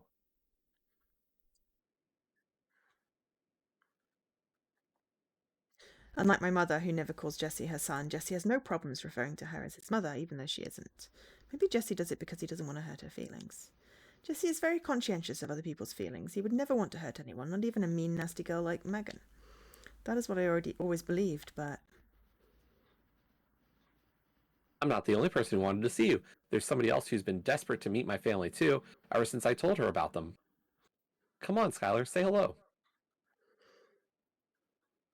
Skylar? Who is that? Never heard of anyone called Skylar before. Thought Ashlyn was a silly name, but Skylar sounds even sillier.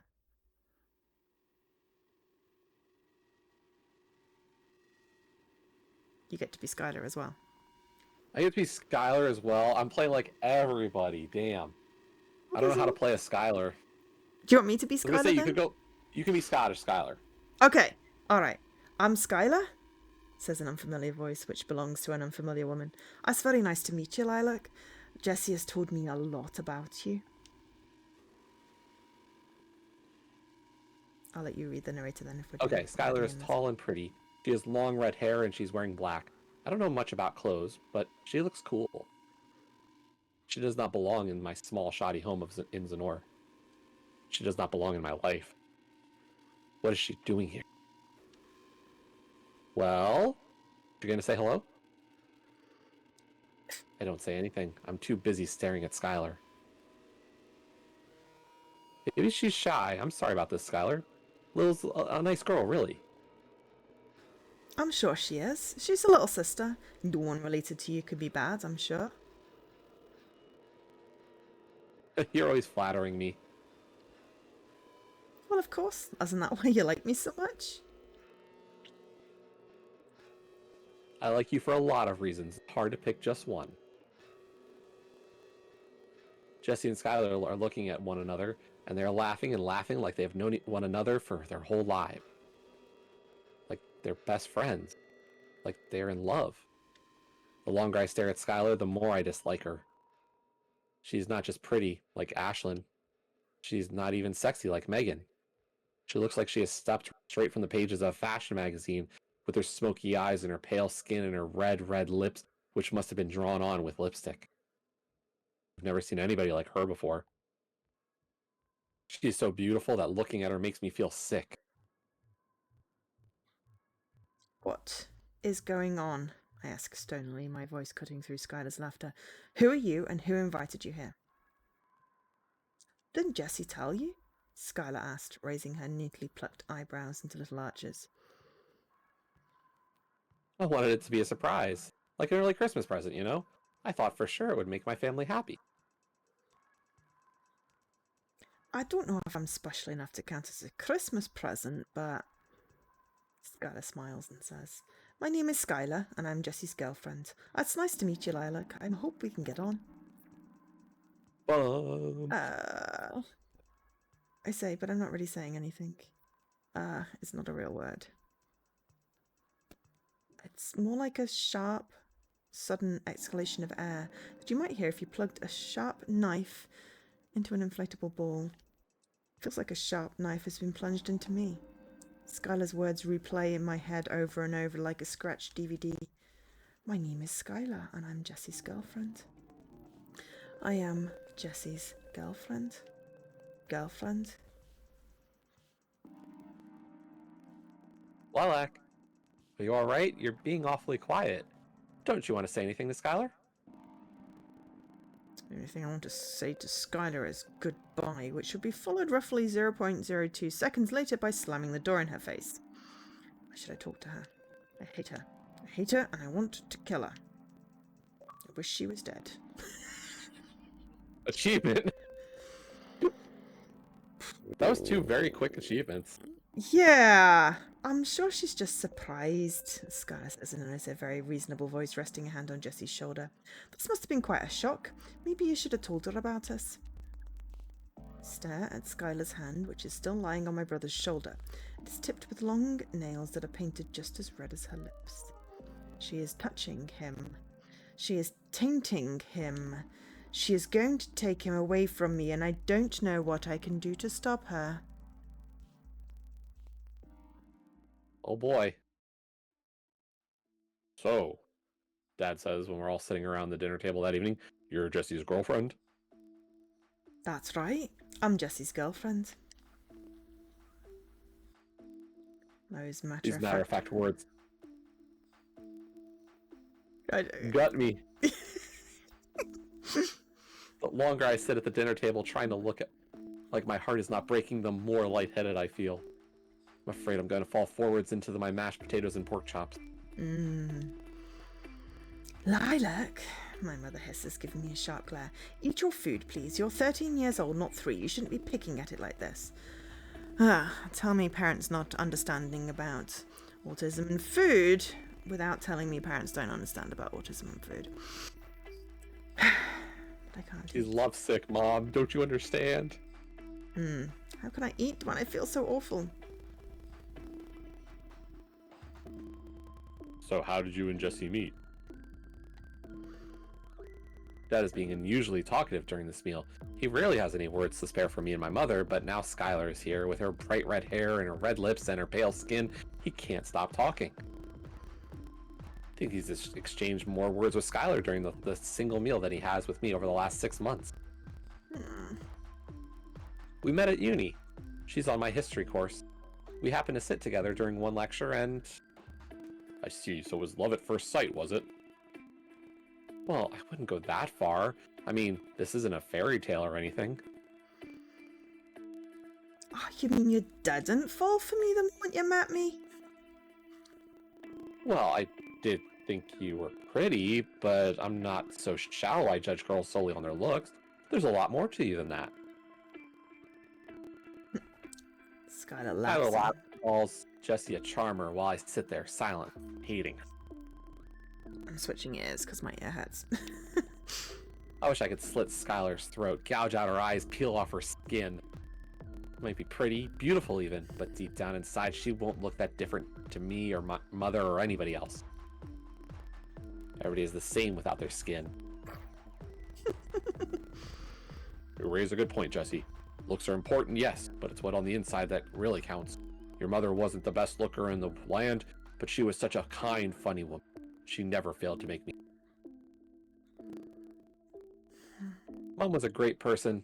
I do miss her. It's a shame Skylar couldn't have met her. Yes, it's such a shame, my mother says in a way that suggests she doesn't think it's a shame at all. I'm sorry you're stuck with me instead. Oh no. I didn't mean it like that. It just meant... It's all right. I know what you mean.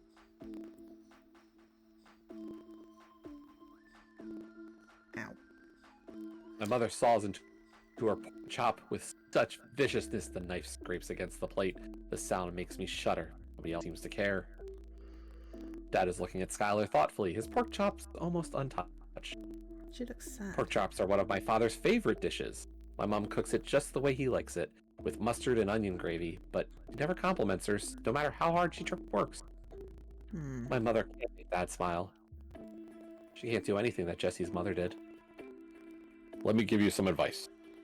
If you want to stay together, it's important to have a sense of humor. Being stuck in a relationship without any laughter is like a death sentence. Why don't they just get divorced? Right? Mom's face turns pale. Her skin is so white it almost looks like a skull. Maybe Jessie can see how uncomfortable Mom is because he says gently, "Don't be like that, Dad. It's a bit too early for Skylar and me to worry about the future. We're only 19.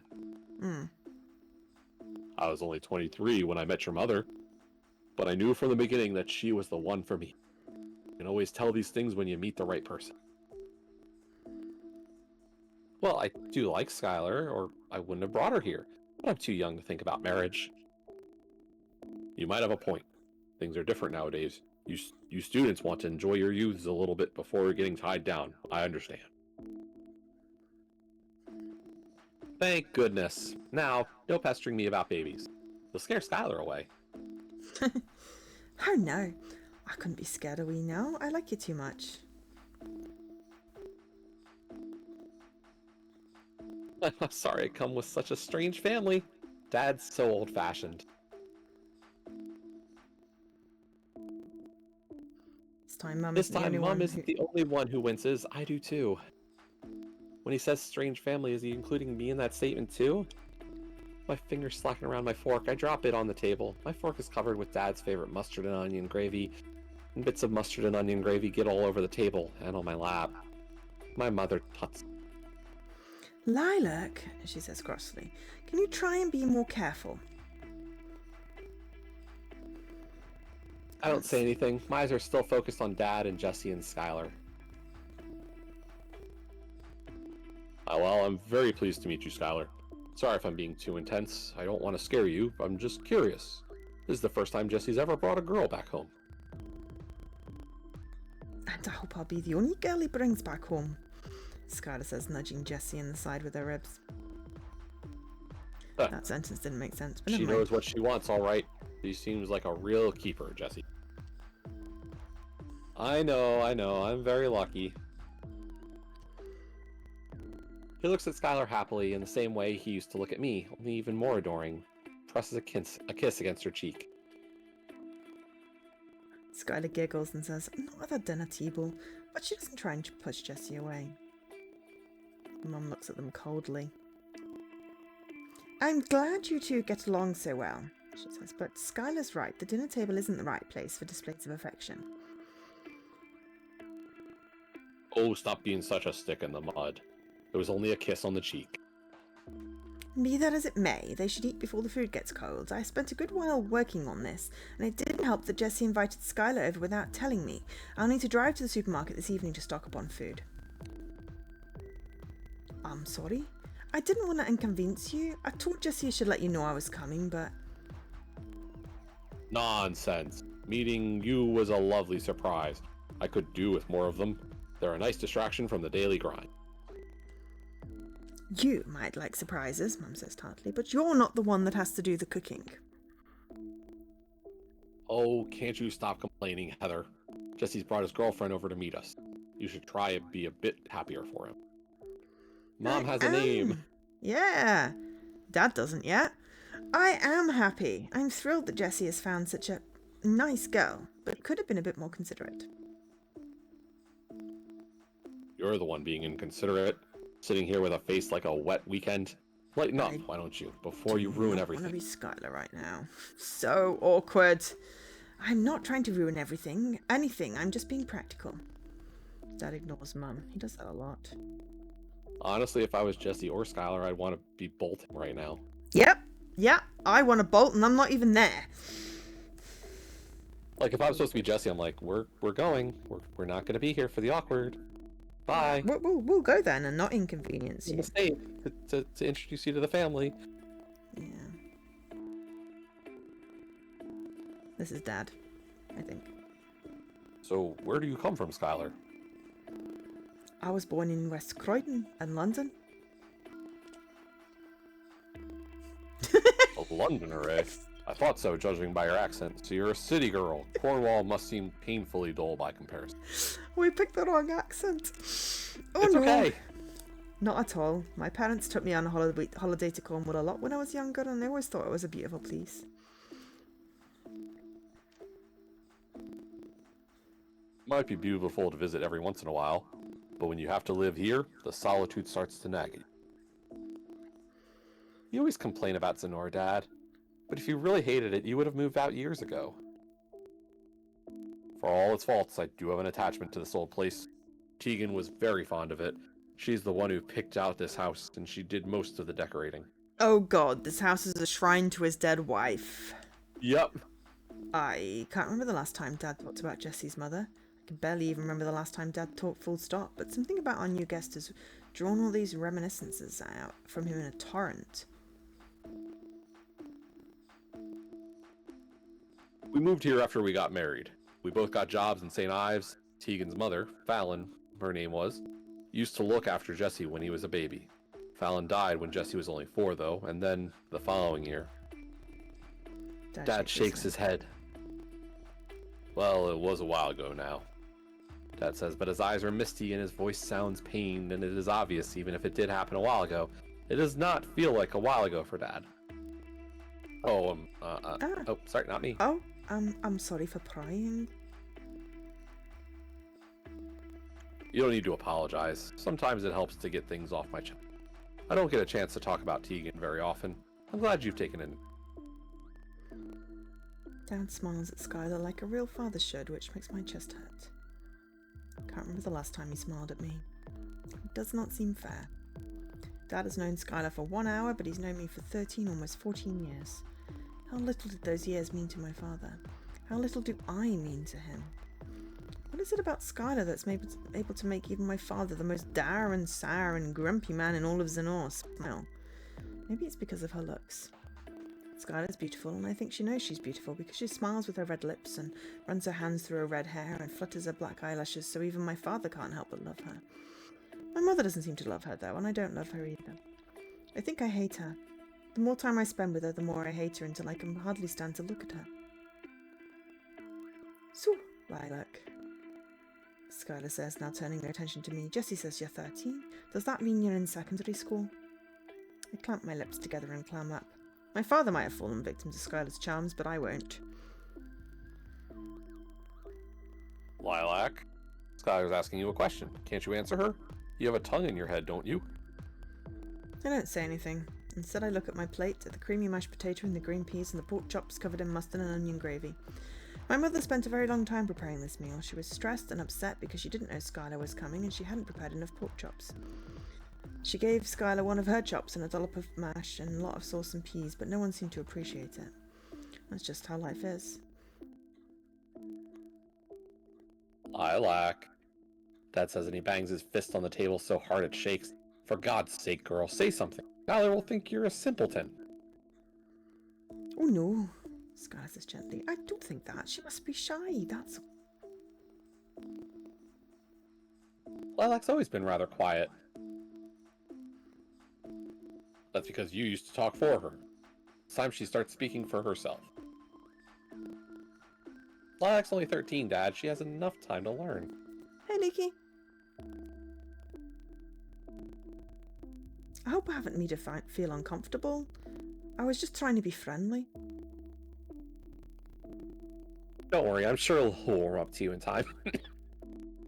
I do hope so. I want to get along with all your family, Skylar says, and she sighs.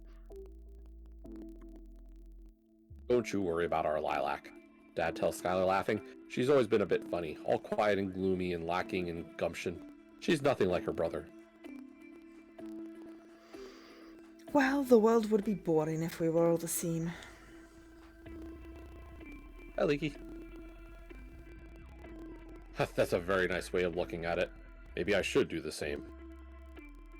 I think you put too much pressure on Lil. You can't expect her to be like me just because we're siblings. You're only half siblings.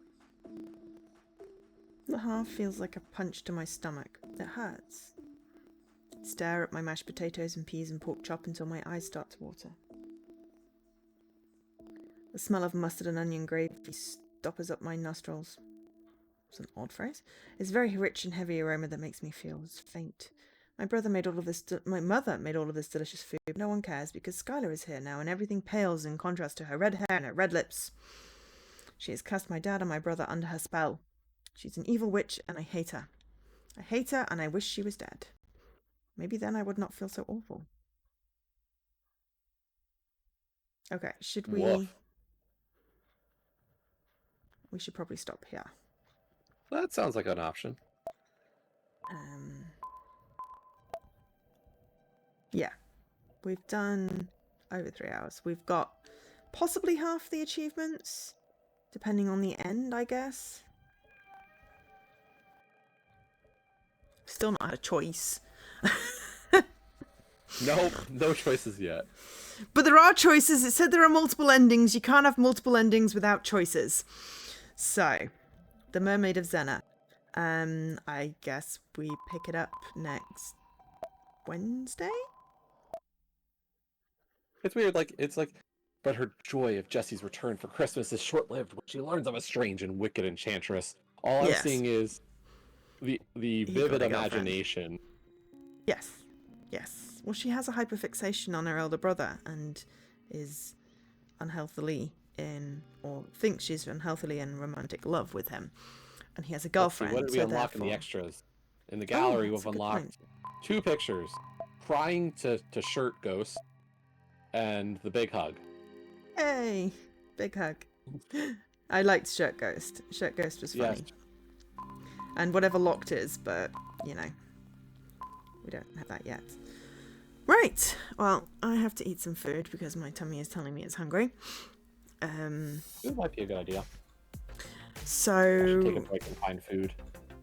Yes, I was going to say, what time is it for you? Like...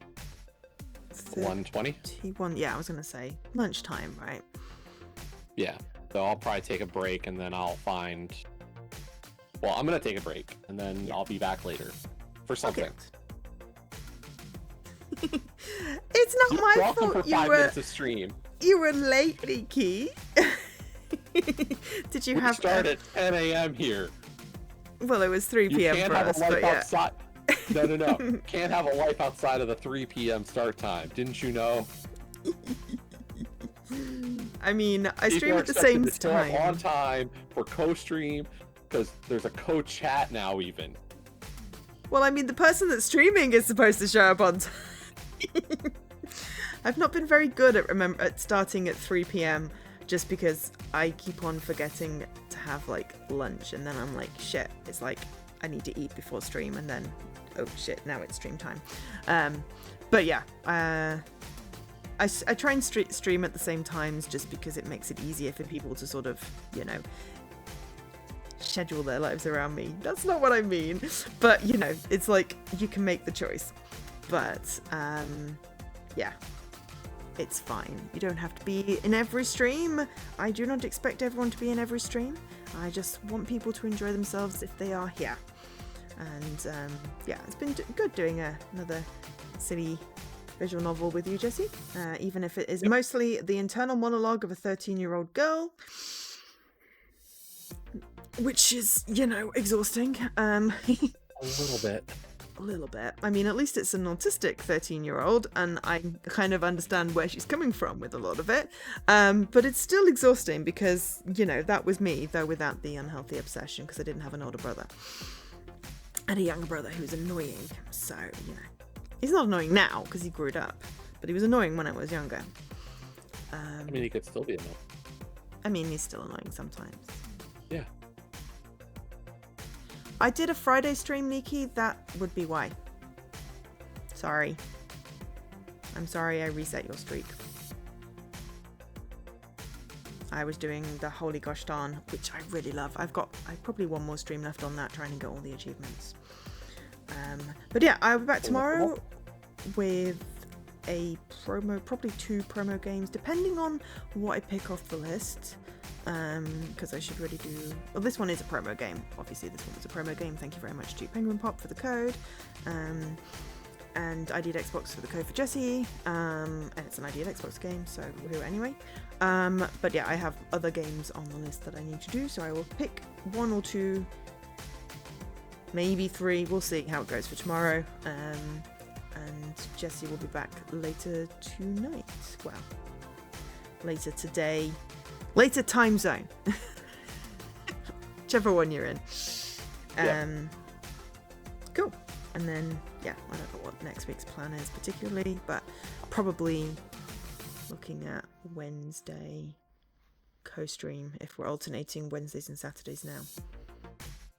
Though the Saturday there will then become Extra Life the week after, so that'll be at a different time, which we will sort out off stream. Yep. But anyway. Thank you for everyone for being here. Thank you to Jesse for pre-checking out the shared chat so we could have awesome shared chat, and also, you know, being the voice in my head and the co-voice on my stream. And yeah, I've been Jo, otherwise known as Angel SK, joined by Jesse, who is now just known as Jesse _ Radical Sniper 99, previously known as Radical Sniper 99, and I guess I'll go goodbye. Bye, everybody. Bye.